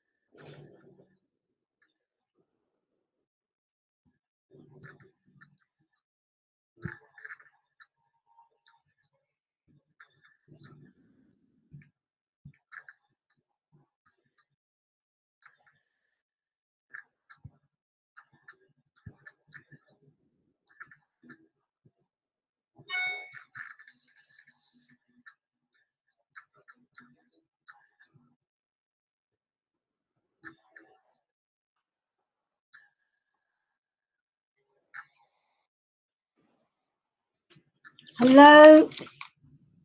Hello, Chair.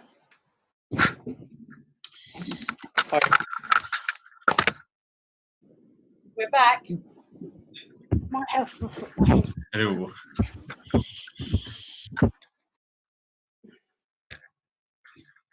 Are we right?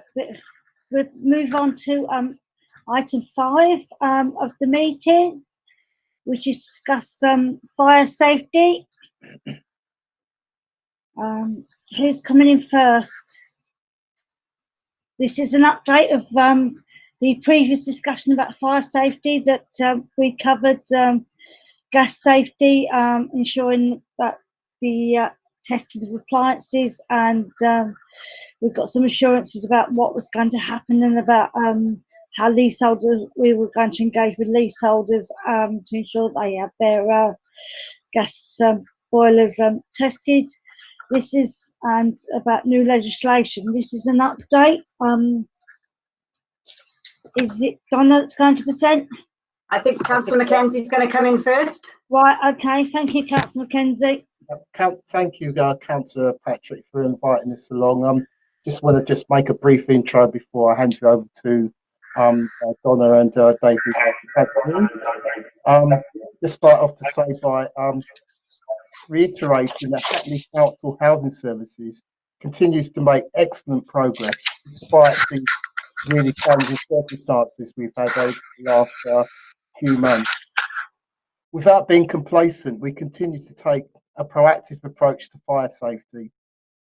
Fire safety now is an integral part to the way we work within our residential housing stock, making fire safety a business as usual mode. The cost of fire safety work yet to be completed remains significantly very expensive without any government support. We're trying to ensure that we include fire safety work as a part of our ongoing asset management programme to ensure that we make the best use of resources and to limit the impact on our residents. Where we have outstanding actions, which will be included within our major capital works, we have ensured mitigating measures are put in place to reduce the risk of residents to a minimal level. We continue to keep abreast of the changes to legislation that are taking, and I'm taking a proactive approach to implementation of many of the recommendations which have now coming out of the Hackett review.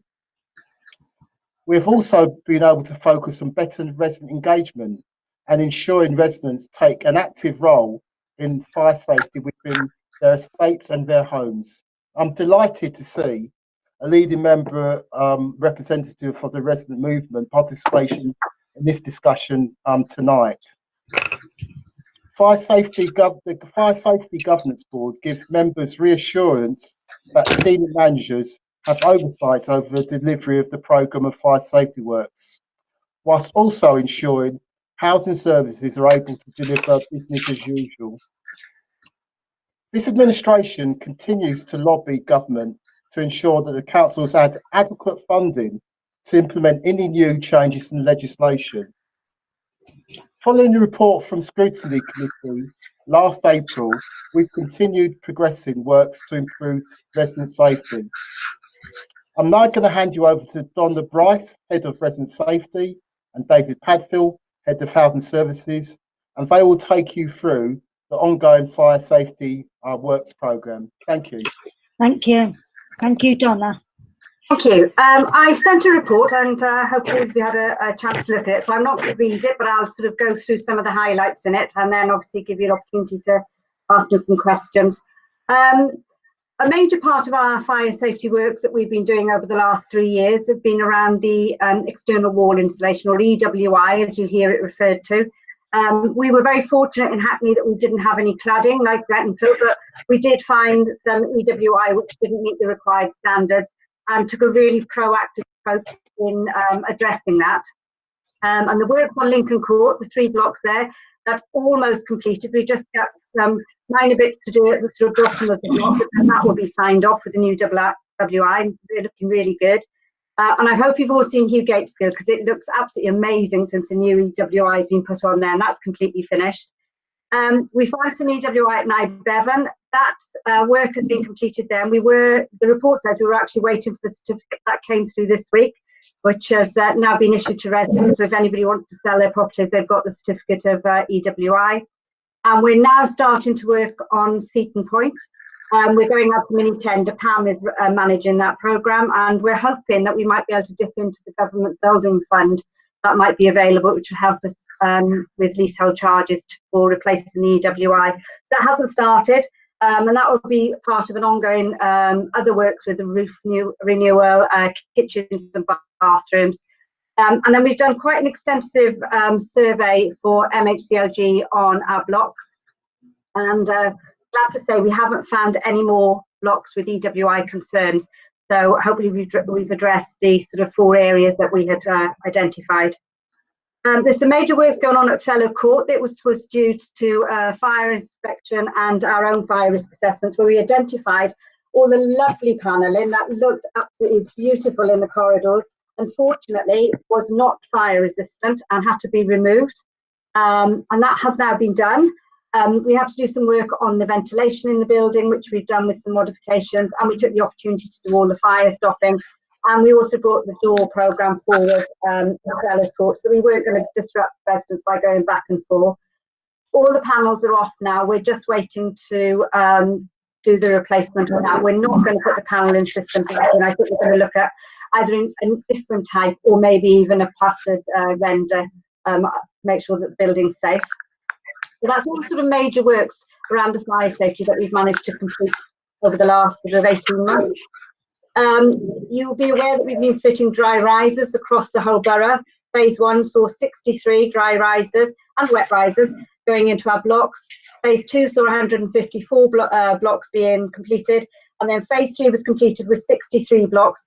And we did a bit of a post-inspection. We found 4 more blocks that had been missed, so we've now got those added to the program, and they should be completed by the end of September. So all of our blocks will have dry risers or wet risers where required, and a full maintenance program in place. Unfortunately, we had some complaints about where we had to install them, but unfortunately, it's very difficult to retrofit a dry riser. So in some cases, they did have to go through sort of stairwells, and it didn't look as nice as we would want it to. But safety had to come first, and we tried to work as best we could with the contractor to make sure that we weren't too intrusive. I think Councillor Mackenzie hit the nail on the head for me. I think when I started in Hackney in 2018, post Grenfell, it really was come in and sort out, like every other London borough, let's sort out the mess and let's make sure we get on top of this. And I must say that working with housing services and my colleagues, I think we really have got sort of fire safety now is part of every sort of aspect of the work that we do. Sinead from Pam and Steve Platt from building maintenance and Gilbert Stowe from housing management. Every time we work as sort of a combined unit now, and it's considered at every point of any works that we do, which is really good. In 2018, there was a huge tranche of fire risk assessments that have been done. I think I've said before, we had a fire risk assessment. I'm not sure how sort of competent some of them were, how comprehensive, and so we've done a whole new raft of fire risk assessments to make sure that they're up to the correct standard. And we've got our own in-house fire risk assessors who we've actually trained now. They're all members of the fire engineers register, so we've got some good competencies, and we know that our fire risk assessments are consistent and of a really high standard. We're now going through the second phase. Most of the works from phase 1 that we identified, and there were thousands and thousands of actions that are outstanding that we needed to address. Lots of them were very quick fixes, and most of the other sort of major bits around fire stopping and that kind of issues have been addressed. Where we have taken a decision not to do some works at the moment, and we've put them into a planned asset management programme, as Councillor Mackenzie said, we have then made sure we've taken mitigation to make sure that those risks are being reduced. And an example of that is with the fire door programme. Whilst we're doing that as a wider piece of work, we've contacted all residents and asked them if they made sure they got a self-closer fitted. And we worked with the fire brigade very closely on that to make sure they were happy with that approach. We're now working through all the actions that have come out of the phase 2. a lot of the actions coming out of phase 2 is because we did what we called a type 3 fire risk assessment.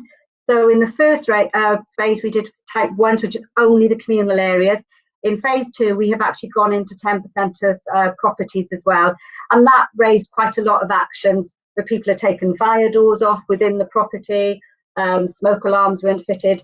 So a lot of the new actions are really, because of the more in-depth sort of assessments we're doing. And where we do go in and find, quite a lot of fire stopping and issues like that, then we'll have made a decision to do a type 4, or on occasions the fire brigade will ask us to do a type 4, which is then we actually do intrusive surveys within properties. I've given you a little breakdown in the table just to sort of give you a flavour of where we are with the actions. I say we're working through them. All of the criticals are completed immediately. We don't even wait for the report to be done. The fire risk assessor rings up the fire safety team and they let us know if there's a critical action. It gets done immediately, and then highs get done very, very quickly within a month. And then the medium ones we work through, and some of the low and the advisory, we don't put so many resources into that, but we make sure again we take mitigations action if there's any issues there. As I said, we've recently trained all of the resident safety team, even sort of the PSAs, the admin team are raising all the actions, but they've all had fire safety training, so they're all able to go out and support. And all our fire risk assessors are now on the Institute of Fire Engineers, which means it puts us in really good stead, especially with some conversations that have been coming out recently about the competencies of fire risk assessors, which has sort of raised its head. And I think we're pretty much ahead of the game because we've already got those qualifications in place, which is fantastic. The first phase of the door replacement programme is now in progress. That was affected by COVID because we weren't able to continue with the door replacement programme. Sinead Burke is managing that in PAM and with my support, my team's support, but that's now up and running again, and we're working on the first phase. And I've given you a breakdown of the blocks that are in phase 1. Thankfully, COVID didn't affect our fire risk assessments because we were able to continue doing those in communal areas. And in fact, because there was less meetings and that kind of stuff, we actually got on top of our fire risk assessment schedule and got a little bit ahead of the game because we were able to get out and do more of the sort of site inspections, which was really good.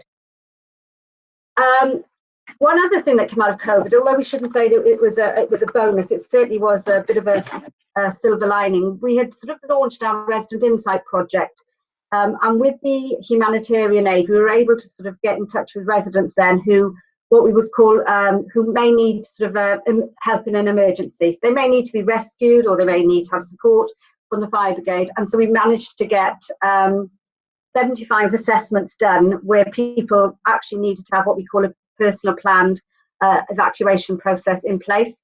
We were able to do that over the telephone, and now what we're doing now is sort of going back and seeing if we can do house visits just to double check.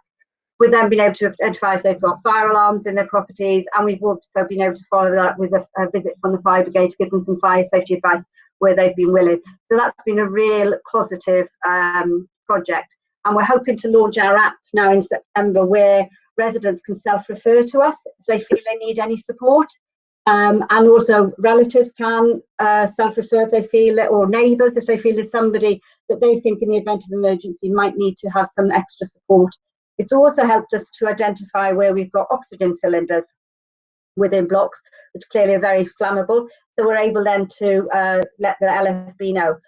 What we're doing with this information, we're not providing any personal information to the London Fire Brigade at all, but what we are able to do is to give them some idea of the sort of dynamics of our buildings, so that when they arrive on site, in the unfortunate case there would be a fire, they will be able to make a dynamic risk assessment and be able to send their resources to the flats that need those, so Mrs. Jones in flat 75 in Seaton Point needs to be rescued.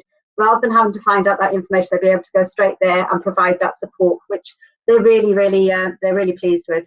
So that's been a real bonus for us. One of the things that has been affected by COVID is our gas safety certificates. We had started to get certificates in from leaseholders, and out of all the leaseholders that we know have got gas within their properties, we had got to about 51% of leaseholders who'd provided us copies of their gas safety certificates. Unfortunately, during COVID, because people were, a bit worried about having people in their flats, whilst we've got that many certificates, quite a lot of them are out of date now. So what we're doing now, as of this month, is we're going to write to all those leaseholders again and ask them again, can we have an updated fire safety certificate? And we're also able to now put in our letter that the DLO is able to provide that service if they want them to come and do it for them at a competitive price.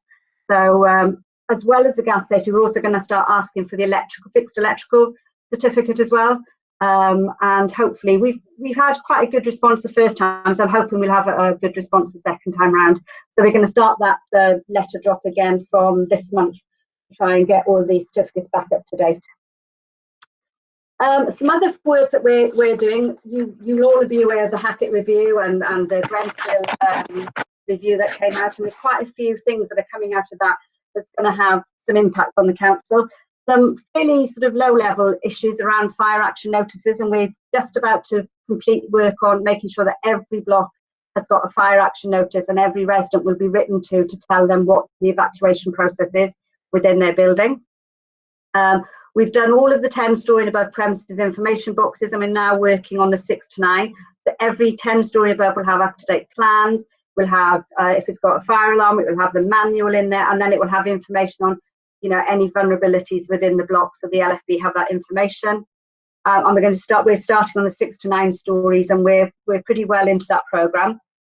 We've done a huge bit of work on access to street properties, where we'd identified that due to keys going missing and, you know, people that just had 2 flats in one house, we hadn't gone into those communal areas, been able to do some of the fire risk assessments or the asbestos checks.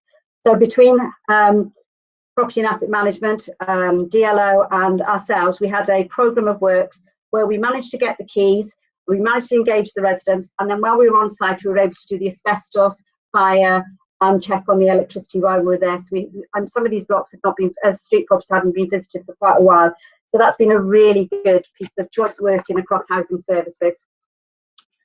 One of the key things that's come out of the Grenfell review is around floor level indicators. And when the fire brigade went into Grenfell, you know, they knew that somebody needed rescuing in flat 23, but they didn't know what floor flat 23 was on. So we're having plates made with our DLO, so it'll show the fire brigade how many flats on what floor they are. And also on every level, we will have a floor level indicator, which will be fluorescent, so that in the event of a fire, you come out of the lift and it's, you know, you're disorientated, you'll still be able to see what level. Again, that was one of the things that came out of the Grenfell, where people were coming out of the lift and so disorientated they didn't know whether they were on the 10th or the 1st. So that work is just starting now with our DLO, so quite looking forward to that. There's going to be some significant changes coming in. We're hoping they're going to come in April, and we're certainly working towards April, where we have this new joint competent authority where they will be the health and safety executive, the fire and rescue authorities, and the local authority building control will have to oversee every new building. Every building will have to be licensed. So if you have a new build, before we will be able to put any residents in there, we will have to be able to have a license. So we will have to be able to demonstrate that all our fire safety is up to date, that all of the building control regulations are in place. And for us, that's you know, going to be having to look at making sure we have all our safety cases, having all the documentation. For our new builds, that's be quite easy. For our older buildings, when they get refurbed, they will then come into this programme. That's when it's going to get a bit more tricky, because we've not always got all the information. So we're having to work out how we're going to get that information and be able to bring that into a safety case. And the regulators will have an awful lot more authority to stop, you know, breaches of fire safety and breaches in building control, as it did in Grenfell. We have to have a building safety measure. Sorry, Donna, can I ask you to wind up, so that I'd like to take the residents and then members might have questions. So I mean, what you're saying is really fascinating and interesting. I might bring you back if we have time, so you can tell us all the really good work that's going on. Is Steve? Not a problem at all. Steve, do you want to speak to the paper from the Residents Liaison Group?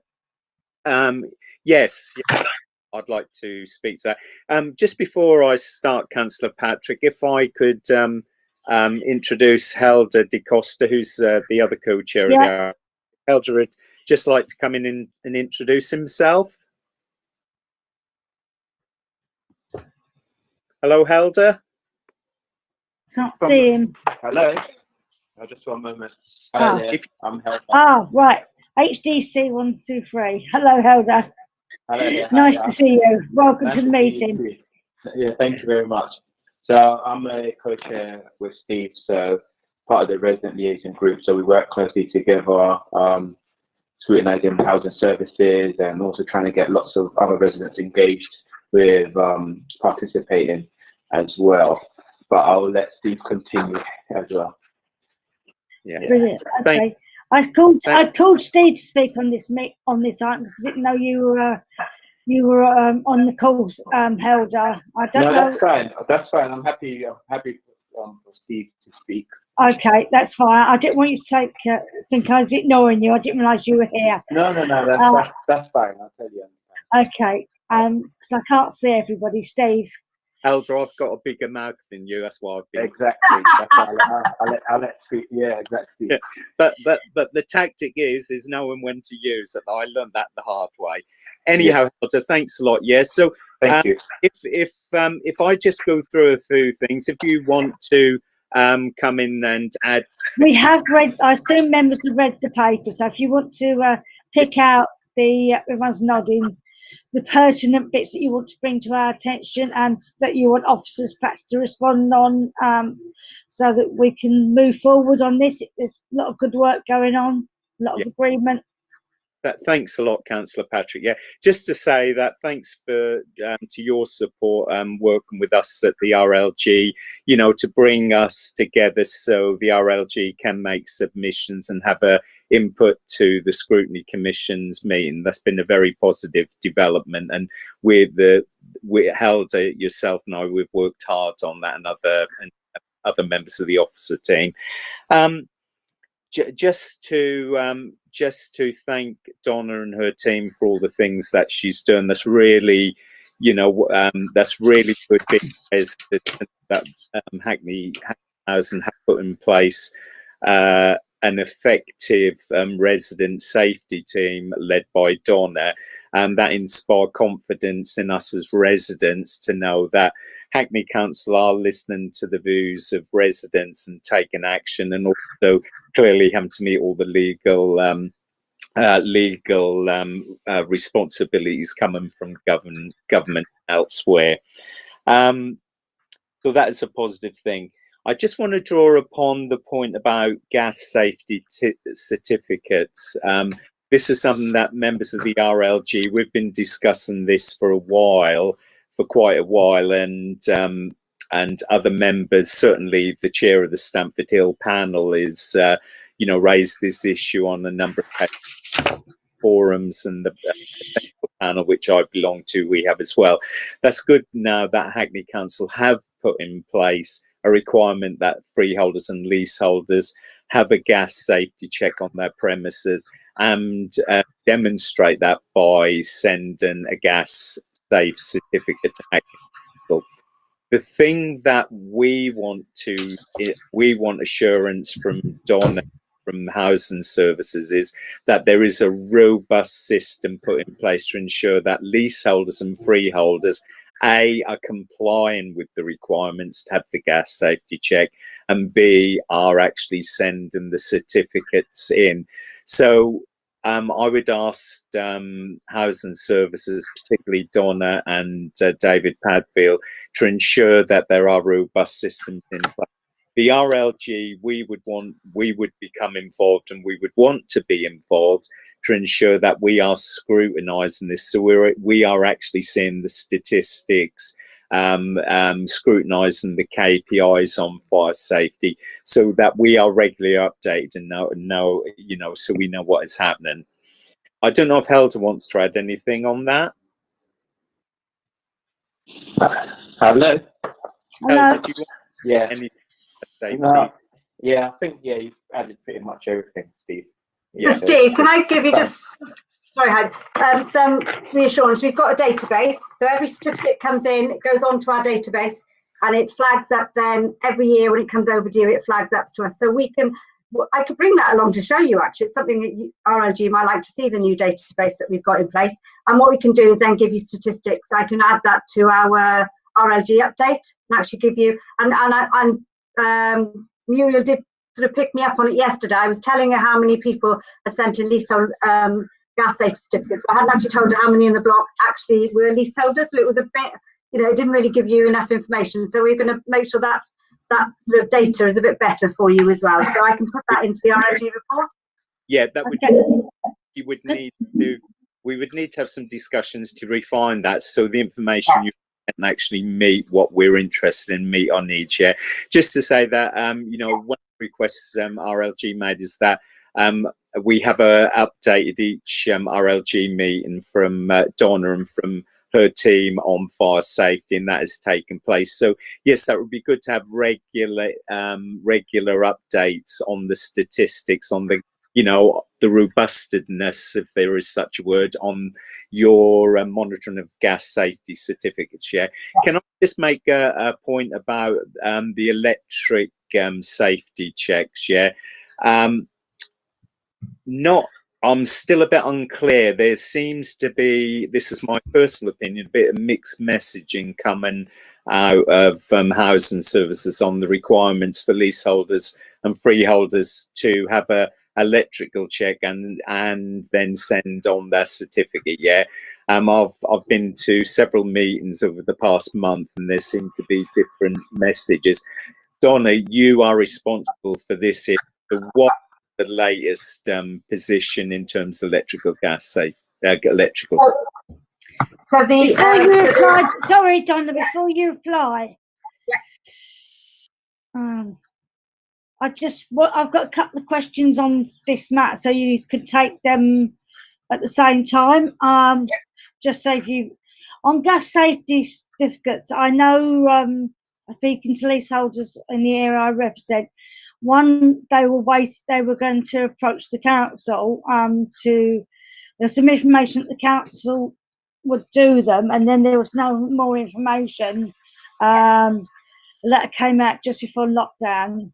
One, people don't know how much it's going to be, and the other thing, and I wrote in some casework just before we went to lockdown, and I must admit no one's got back to me about whether leaseholders could actually spread the cost of the gas servicing over their service charges rather than pay out a lump sum up front. And I think a lot of our leaseholders I've met may be property rich but cash poor. Many of them are people who bought many years ago and now retired.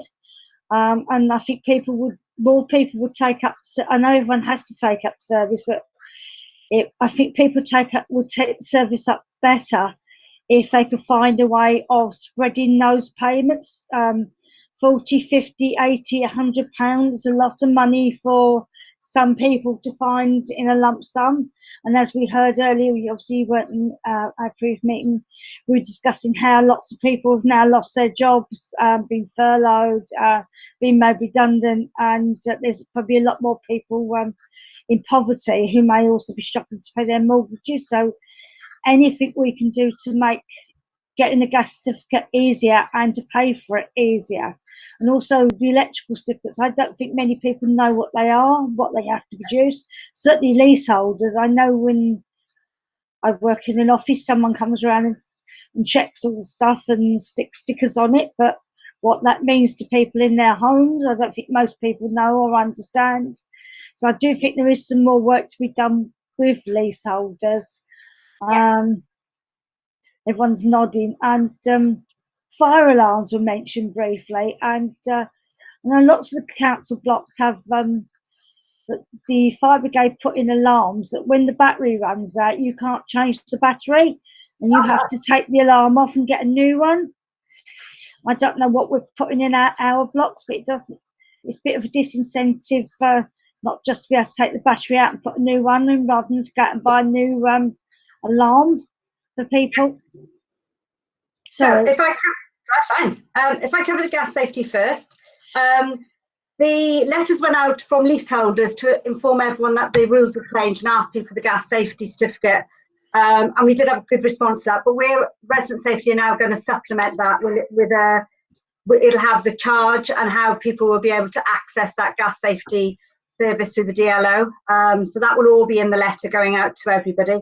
So they'll be going out this next week. We have put in there about the electrical fixed electrical testing. Now that isn't the pack testing that you have the stickers on anything. That's actually the mains electrical. It should be checked once every 5 years. So I think for taking on board your comment, and people may not know, I think maybe what we want to do with the letter is actually put a little leaflet in there to explain what that actually is. And now in the letter, what we're asking for the gas safety certificate, we're asking for the fixed electrical, and they're both in the leaseholders rules and regulations that you need to have these. But because we've only just introduced the electrical testing, what we've agreed is that we aren't going to enforce that this year quite as robustly as we are with the gas safety, but we will look at enforcing it. So that will give people time to understand what it is, and also be able to get something in place, and maybe even have the opportunity for the DLO to be able to offer that service. So while we will be asking for it, we won't be doing the third letter where we say, if you don't send it to us, you're in breach of your tenancy agreement. But next year we will look at enforcing it a bit more, but it'll give people time to get to understand what it is. I will take on board the comment that we need to maybe explain to people what it is. With the fire alarms, the fire brigade will put a free alarm in, and you're quite right, that's got a battery and it's got to be changed. But with Sinead and Pam, we've agreed that when we're doing any fire safety works or any kitchens and bathrooms or anything like that within people's properties, we're going to be fitting a fixed electrical fire alarm within the properties. And what we're doing is identifying those through the Resident Insight project as well. So that when we do a site visit to a vulnerable person, we make sure that they've got a fire alarm. And also we've been working with the fire brigade where they can now offer for free of charge some localized sprinkler systems for very specific needs. So if somebody was bedbound and was a heavy smoker, and there was a case, history of them dropping cigarettes, the fire brigade are willing to have a very small tank of water which would extinguish a sort of smouldering cigarette. So all of that's been included in the fire safety visit. Around the service charge and adding it on to leasehold bills, I'm going to ask David to come in on this one, because if I say the wrong thing, you'd shout at me. So David, could you be much better with these? Never shout at you, Donna, as if. So yeah, it's certainly something we can look at, but it's a bit of a tricky one. We can't just add it to the service charge bill because legally it's not a service charge. You've got to charge VAT on it and so on. So my worry is that if we were to sort of say that we try and charge it in instalments, we'd end up with a sort of payment mechanism that cost us more to administer than the actual cost of the scheme. But we'll have a look at it and we'll see what can be done. Thank you. I had Councillor Lynch. Councillor Lynch. Thank you, Chair. It was just leading on what we've just talked about in terms of a potential revenue income for the council in terms of being able to provide these checks for leaseholders, but also I was just going to ask the question of how much it costs, and if we could do something comparable to like what other well-known providers of energy do, where people sometimes pay a monthly fee, but it then means that their boiler's covered. And I just wondered whether or not there was something for us to explore within in-house, whether or not we could offer that to leaseholders. Because from what I'm hearing from you, Chair, with your experience of a lot of people that have purchased their property, is there still seems, we've covered it at previous sessions, is there still seems to be this gap in people's understanding in that they're technically still attached to the council as a leaseholder, but they're not getting the benefits they had when they were an actual tenant of the council, if that makes sense. Yeah. So those additional costs, like you say, having your boiler serviced or having your own plumber or whatever, wasn't always maybe potentially made clear to them, not just by us, but for when they first entered into that. So sort of in a way, we're sort of creating our own in-house sort of private, but basically our own sort of version of an insurance scheme for people that might help. And obviously the contractors would be more trusted potentially by the tenants as well. Yeah. I think a lot of our leaseholders who I've spoken to would be happy to pay for the council to come and do their gas checks because they trust the council. People trust local authorities. they know that that people we provide are trustworthy, that they're not going to steal from them, then that they're fully trained, insured, and people trust local authorities and our staff. I mean, through COVID, we've seen that how the council staff have raised up to what the fight against COVID and provided excellent services to everybody in the borough, especially the vulnerable. Did anybody else want to come in? Councillor Ette. And Councillor Osden wants to know about how people know whether their certificate's expired. Okay. Councillor Ette. Yeah, thank you, Chair. Thank you, Donna, and everyone for the great work you are doing. Just a small question regarding the fire action notices for street properties, which you said you will start installing, and you've actually put the expected completion date for December. So I just wanted to know, is it something that you have started now? Is it something you'll be starting, and do you think you'll be able to complete that in December? Secondly, on page 130 regarding the report from RLJ, the submission. Yeah, I have a very great concern on which I have noticed in my ward as well, in several other flats and properties around, where the balconies are being used for storage areas. Is there something we still need to look into when it comes to that? Because there's so many places when you go into so many mainly estates, and in the course of knocking on doors or having one thing to the other, you see a lot of items in the balcony. Honestly, you see a lot of it, and this really constitutes health and safety. And he said something on lack of communication between the asset management team and the leasehold services team has been a major factor. Is this something, has this been rectified? Is this an up-to-date information, or is it something that is still on? I just want to know about that as well. Thanks. If I come in on the balconies for you, for the street properties, yes, we do hope to finish by December. We've got quite a good programme going, so we're hoping to complete that by the end of December, if we don't have a second wave of COVID. Balconies are very difficult. You're quite correct. It is almost impossible, given our high-rise blocks, for us to actually see the balcony. So we're going to have to get in, and if it's a tenanted property and the housing officer is able to get in there, then that's great. But it's some of the private balconies that we really struggle to get into those properties. What we have recently launched is a guidance for residents on combustible items. We've included balconies on there, and we've also included in there an improvement and enforcement notice, so that when we are finding these balconies, that we are able to send an improvement notice and ask them to remove the items from the balconies. I think a lot of it is around education, and I am due to meet with the London Fire Brigade to see if there's anything they can do to support us. They're the enforcing authority. They won't actually enforce because they're our properties, but I think, having maybe a police officer coming along to a resident engagement session, giving their advice in a uniform, goes an awful lot more than me sitting there saying to people, clear your balconies. So I think there's quite a bit of work that we need to do, especially going into now with the summer and the summer holidays. We're going to send out letters again reminding residents about the importance of not having barbecues on their balconies, not to have combustible items. But it is a really difficult one. I say you have to be able to physically see it, and then you have to be able to get into the private properties, which we don't go into. It's the tenanted ones that we have more access to. It's certainly something on our radar. In terms of the PAM and leasehold services, I'll probably hand over to David here again to come in on that one. But from my experience, we seem to get on and communicate fairly well. So. Yeah, very quickly, it always worries me when I hear stories of sort of internal communication failures. Generally, the information flow between asset management and leasehold services seems to be pretty good.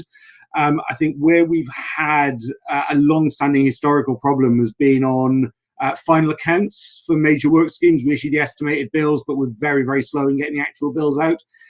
One of the benefits of lockdown is because most of our capital schemes were suspended and we had a moratorium on doing Section 20 notices, and the staff have been able to actually start clearing quite a bit of the final account backlog. So that's one sort of possible silver lining that we've got. But if you have any specific examples of where leaseholders are suffering because of sort of internal communication flow issues, please bring them to my attention, and I'll very happily look into it for you. Thank you. Councillor McMahon, you heard the follow-up. I did, thank you, Chair. Just on the sort of review of, or just balcony safety, I mean, I just want to echo my colleagues' kind of comments, because this is a really sort of key area to keep on top of. I'm aware of several recent, I mean, thankfully kind of small scale fires, but fires nonetheless that have been started by, for example, residents storing decades worth of newspapers on their balconies, and, you know, sort of absurd sort of stores of kind of fire material. It might sound like a flippant point, but I would be interested in the council investing or investigating in a drone or something that has a straightforward ability without, you know, in a very quick period of time for just a survey to be done of what residents are storing. I'm aware that obviously there are issues that have to be reviewed with that in terms of privacy and et cetera, but I think it would be a sensible thing to look at, because in a very short space of time, I think about the estate I live on, you know, you would be able to probably do in an hour all of the balconies, and then move on to the next estate. So I think if that hasn't been considered, sort of technological solutions like that would really allow you to get in there and look at spaces without having to arrange access and without having to disturb people and all that sort of stuff. Yeah, that's just my follow on. Thanks. Thank you. Look and saying she's not having a drone. Yeah, and I think it's also around education with contractors and people like that as well, so that when they're doing works, they can see, you know, what's on balconies and feedback to us as well, which would be useful. Steve. Oh, I'm on.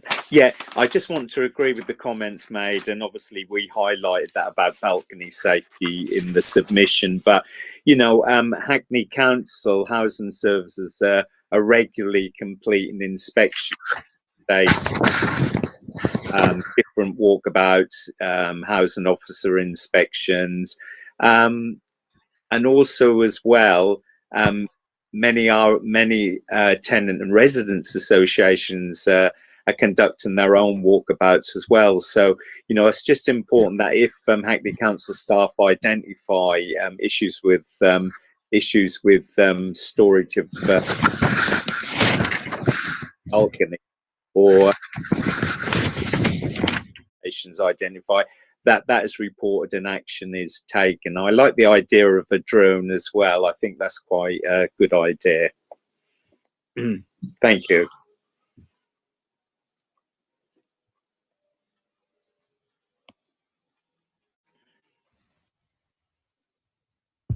Chair, you've been muted. Sorry, I was probably watching the papers, looking at the agenda. Yeah, I just wonder what work's going on with tenant management organisations, in the sense that obviously they all have different contracts with us to do different services, and obviously some of the stuff they do, some stuff on their estates will be down to the council and some will be done to them. Obviously they're entitled to employ who they like to do what works, and I just wondered how we're working with them to make sure that they're aware of the standards that Hackney expects, and how they should be making sure that contractors they employ meet standards. TMOs, the fire safety at TMOs is actually covered by the council, and we do all their fire risk assessments, and the works are completed by DLO or PAM. It's a fire safety issue in the communal areas, and we also do their health and safety inspections. I can definitely say in the last 12 months, the integration and the communication between TMOs and resident safety has been really good. We now attend their monthly forums. We do joint inspections with them. So yeah, we're getting really good sort of buy-in from the TMOs in terms of health and safety and fire safety. What about their contractors? Do we tell them what contractors should not be doing? How to make sure their contractors are compliant in all all areas of work they might be doing, how to check that their elections are qualified? Or would they know that? They would know that, but when we do our health and safety inspections, we would be checking that the competencies. And we've also started, my health and safety advisors have just started doing construction and doing audits of works that are carried out, and we're doing the same in TMOs that we are in property and asset management when they've got any works going on and just checking that the works are being done to the right standard and the right paperwork is in place. And TMOs have engaged very well with us on that. Thank you. If there was a good question, I've got on the report, your report, you talk about post-Grenfell work and how Hackney started some of it already, which is really good, but there's still lots to do. I just wondered, perhaps you could talk a bit about what came out of the inquiry, and also I think it's been touched on about the funding or the lack of funding earlier for all these works, and how we're going to fund them and how we're going to carry them all out. Well, we started looking at the recommendations that come out in terms of the building safety case file. We're starting to work on that as a housing service. And that will mean that we have to have relevant paperwork in place. And we'll have to have a building safety manager. There will be somebody who will be responsible for our buildings, and we'll have to know what's going on in all of those. And we've already started big discussions on that. The floor level indicators, that's something that's come out that we've started working on already. The engagement with residents, we've started to look at that and working with resident participation on that, because there is an element that there's got to be a resident engagement strategy. And one of the key bits of that is actually not only the council ensuring that we're informing residents of what our duties are, it's also making sure that residents understand what their duties are, because there will be some really robust requirements within the new legislation for residents to undertake fire safety and maintain fire safety. We're looking at, there's going to be a huge piece of work around the licensing of buildings. So when you do a new build, you have to have a license for that before you'll be able to actually occupy that building. It would be a fire safety. The fire brigade on any new designs will have to be able to say that you can actually build it, and they would be looking at how that impacts on buildings either side, as well as just the building that we're putting up. So there are some huge changes coming in really around the planning and the regulation of the building, and making sure that the people who are building our buildings are competent. And we will need to have, real competent fire risk assessors, which we've already done the training for those, which is brilliant. One of the things that's come out, I think everybody's been, and it sounds like a small thing, but it's one thing that I think every London Borough is worrying about, is one of the recommendations is that we would have to go and check our self-closers on every single front entrance door on a quarterly basis. And bearing in mind we've got 33,000 front doors, how the government is going to expect us to do that. So a lot of councils are pushing back on that one. But funding, there is no funding at the moment. We're continuing to lobby. We're continuing to, go back to groups like MHCLG, and I sit on a number of fire safety groups, which we're lobbying to say, this is huge amounts of money. And given the financial, impact that we're going to have of COVID, it's just going to be even more difficult. There is a building safety fund for anybody with ACMs. We didn't have any, so we wouldn't have been able to tap into that. And they've just brought out a new building safety fund for the EWI. But the only way you can have that is if the council can demonstrate it that by doing the work, they're going to be bankrupt. So we're not going to be able to dip into that. But then there's another little bit that if you're going to have to charge leaseholders for EWI, that you might be able to get some funding. So we're definitely going to go for that. But it's I think, I can't remember off the top of my head, it's several billion, which is, it's a drop in the ocean when everybody's doing the same sort of work. So funding is going to be an issue, and there's still, whilst we've done an awful 3 years, and from reading the report, we've done a lot of work, there's still a lot that will come out of this, which will have an impact on the council. I think we've made some really good headway into it, but I think the next 12 to 18 months is there's still going to be an awful lot of work for fire safety for us to get on top of. Thank you. Does anybody else have anything they want to come in? If not, do any officers want to say anything more? If not, we'll move on to the next item.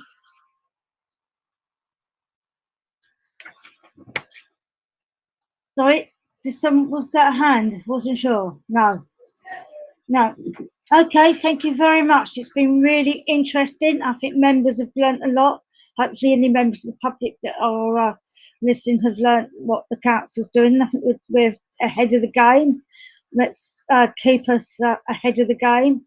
And I will ask you, after discussion with members, when we'd ask you to come back and update us again. I think it's so important that we're going to keep this on our agenda and ask you to come back once or twice a year to update us on the work. I know that the Cabinet and Councillor Mackenzie is making sure that this work is going on, but I don't think it hurt for us as well to keep a scrutiny eye on it as well. No problem. So thank you very much, everybody that participated in the fire safety review. If we could move on to the next item, which is item 6, which is the minutes of the previous meeting, which is pages 133 to 154. Can we agree the minutes? I take that as agreed. Yes, we're nodding of heads. Thank you. Item 7 is the Scrutiny Commission work programme for 2021. We have September's meeting already planned out with some, which you'll see in your pack. And in November, we've already agreed with Chief Superintendent Marcus, who was at the last, whatever his name, sorry, who was at the last meeting, to come back so we can follow up the discussions that we started last time on stop and search and handcuffing, which was some deplorable statistics about how many of our BAME people have been stopped and searched, especially black young men, disproportionately to their numbers in the community. I think we've seen a lot of that recently, and it's been in the news since the tragedy in America of George Floyd and many other people. Every day I see something on Facebook of some person's been stopped and searched by the police, and often they seem to be in the minority of one person with lots of police officers. But we will have the police back to discuss that. I'm going to ask the Mayor of London's representative and people from the Young Futures Commission who came last time, our Black Men's Working Group, and perhaps the other representatives of the Youth Service and other. There's a new commission, I forgot what they're called, sorry, who are doing work on this on a national basis. And I intend to invite the chair of that commission to come and help us and give evidence. Councillor Ette, did you have your hand up? Yes, Chair, I did. I just wanted to, in addition to what you've said for November, I remember the last sitting, I can't remember his name now. We agreed that we're going to have a round table discussion. Yeah. So I was just thinking if it's possible for us to have a round table discussion with the police before the November, So that was what I was thinking about, because it was actually the superintendent that suggested it himself, that we should have a roundtable discussion outside the scrutiny meeting. So I was thinking if we could have that and then have a follow-up in November. I think leaving it from now till November will be too long of a time, considering what is happening at the moment, just us and superintendent and key officers. Okay, we could certainly look into that. I know there's lots of discussions going on at the senior level in the council between the cabinet member, the mayor and the chief exec with the police at the moment, but certainly we don't duplicate that work, but certainly we can scrutinise it and see where we can get involved in it. Unfortunately, because it wasn't on the agenda, we didn't invite Councillor Selman tonight, but I'm sure Councillor Selman would come to us in November and we can talk to her and find out what's going on. Councillor Rathbone. Yeah, thank you very much, Chair. I completely agree with what Councillor Etty is saying and yourself as well. But I know I did write to you today about this. I do really feel, as Councillor Etty has suggested, that we do have a round table. I'd really like to see that happen before the summer, if possible. I mean, I know that may be very short notice, but we still have about 2.5 weeks to go to the end of this month. And I know that quite a number of members of this commission, and indeed other councillors, are very concerned about what took place at the last Living in Hackney Commission, and would like to, as it were, develop it further. I also think Councillor Carol Williams should also be involved in that as well, because it's part of her portfolio. And Hackney Account, which for the young people who came before. Sorry, I'm Chair. I'm really pressing very hard for this, because I do think it is important that we do have this roundtable discussion. Okay, I quite agree. But when we can go back to the police, but when we spoke to them, we were trying to get them for September, and they couldn't do September. I know Councillor Rout wants to come in, but we can go back to them and see whether they can fit something in. It may be that it might have to be in August, and I know we're normally in recess in August, but I think this is an important issue, and if we can find a date that the police can do, we can have that meeting. I think many people will probably be here this August that perhaps normally might have gone away. So Councillor Rout.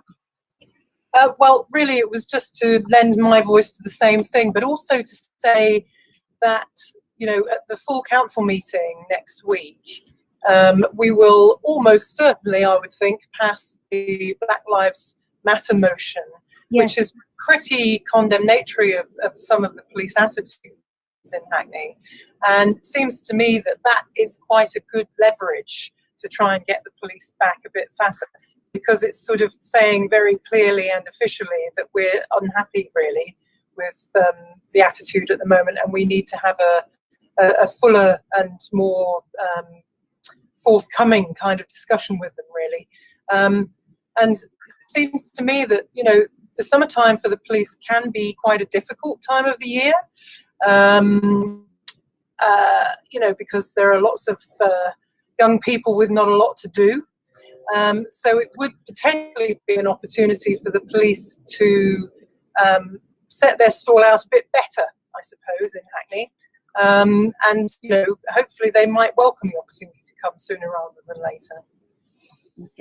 Okay, I will take that back, and I will, myself and Tracy Anderson, who's the committee clerk, who's on the line, will take that back and have a discussion and go back to the police and see whether we can bring forward a meeting with them to discuss this issue. I agree with everybody, it's really important issues that came out the last meeting, and all the stats we saw at the last meeting are going the wrong way for trust and confidence in the police. They're going down rather than up, and they were pretty low the last time we looked at them before last month, and they've gone down further. And the police are public servants, and as I often keep hearing these days, some communities feel the police are not there to serve them, but only to enforce against them. And I think that's prevalent in some of our communities, and we need to work with the police to ensure that the communities don't have that point of view for the police, and they feel that they can trust them, because it was very evident in the evidence we had at the last meeting that some young people, no matter what they saw going on, even if they wouldn't call the police because they just didn't trust the police to act in the best interest of people being exploited or hurt or whatever it was. So yes, we will work on that, and we'll get back to members, and we'll circulate dates to see who can attend. It may be that everyone can attend, but we'll circulate dates, and the date that the most people can attend, we'll pick that date. In the idea of fairness, because I don't know whether we'll get a date where everybody can attend, but the majority who can attend on that date, we'll fix it for that date. While we're discussing that, I mean, obviously we want to keep an eye on the COVID work. It may obviously change as the next phase 2, but I just wondered whether anybody had any other points on the work panel work for the rest of the year. No, okay then. I declare the meeting closed. Thank you very much. Thank you, Chair. Thank you everyone for coming. Thank you, Chair. Thank you, Chair. Thank you, everyone. And Helder. Thank Bye. you everybody that stayed on board from the Housing Association.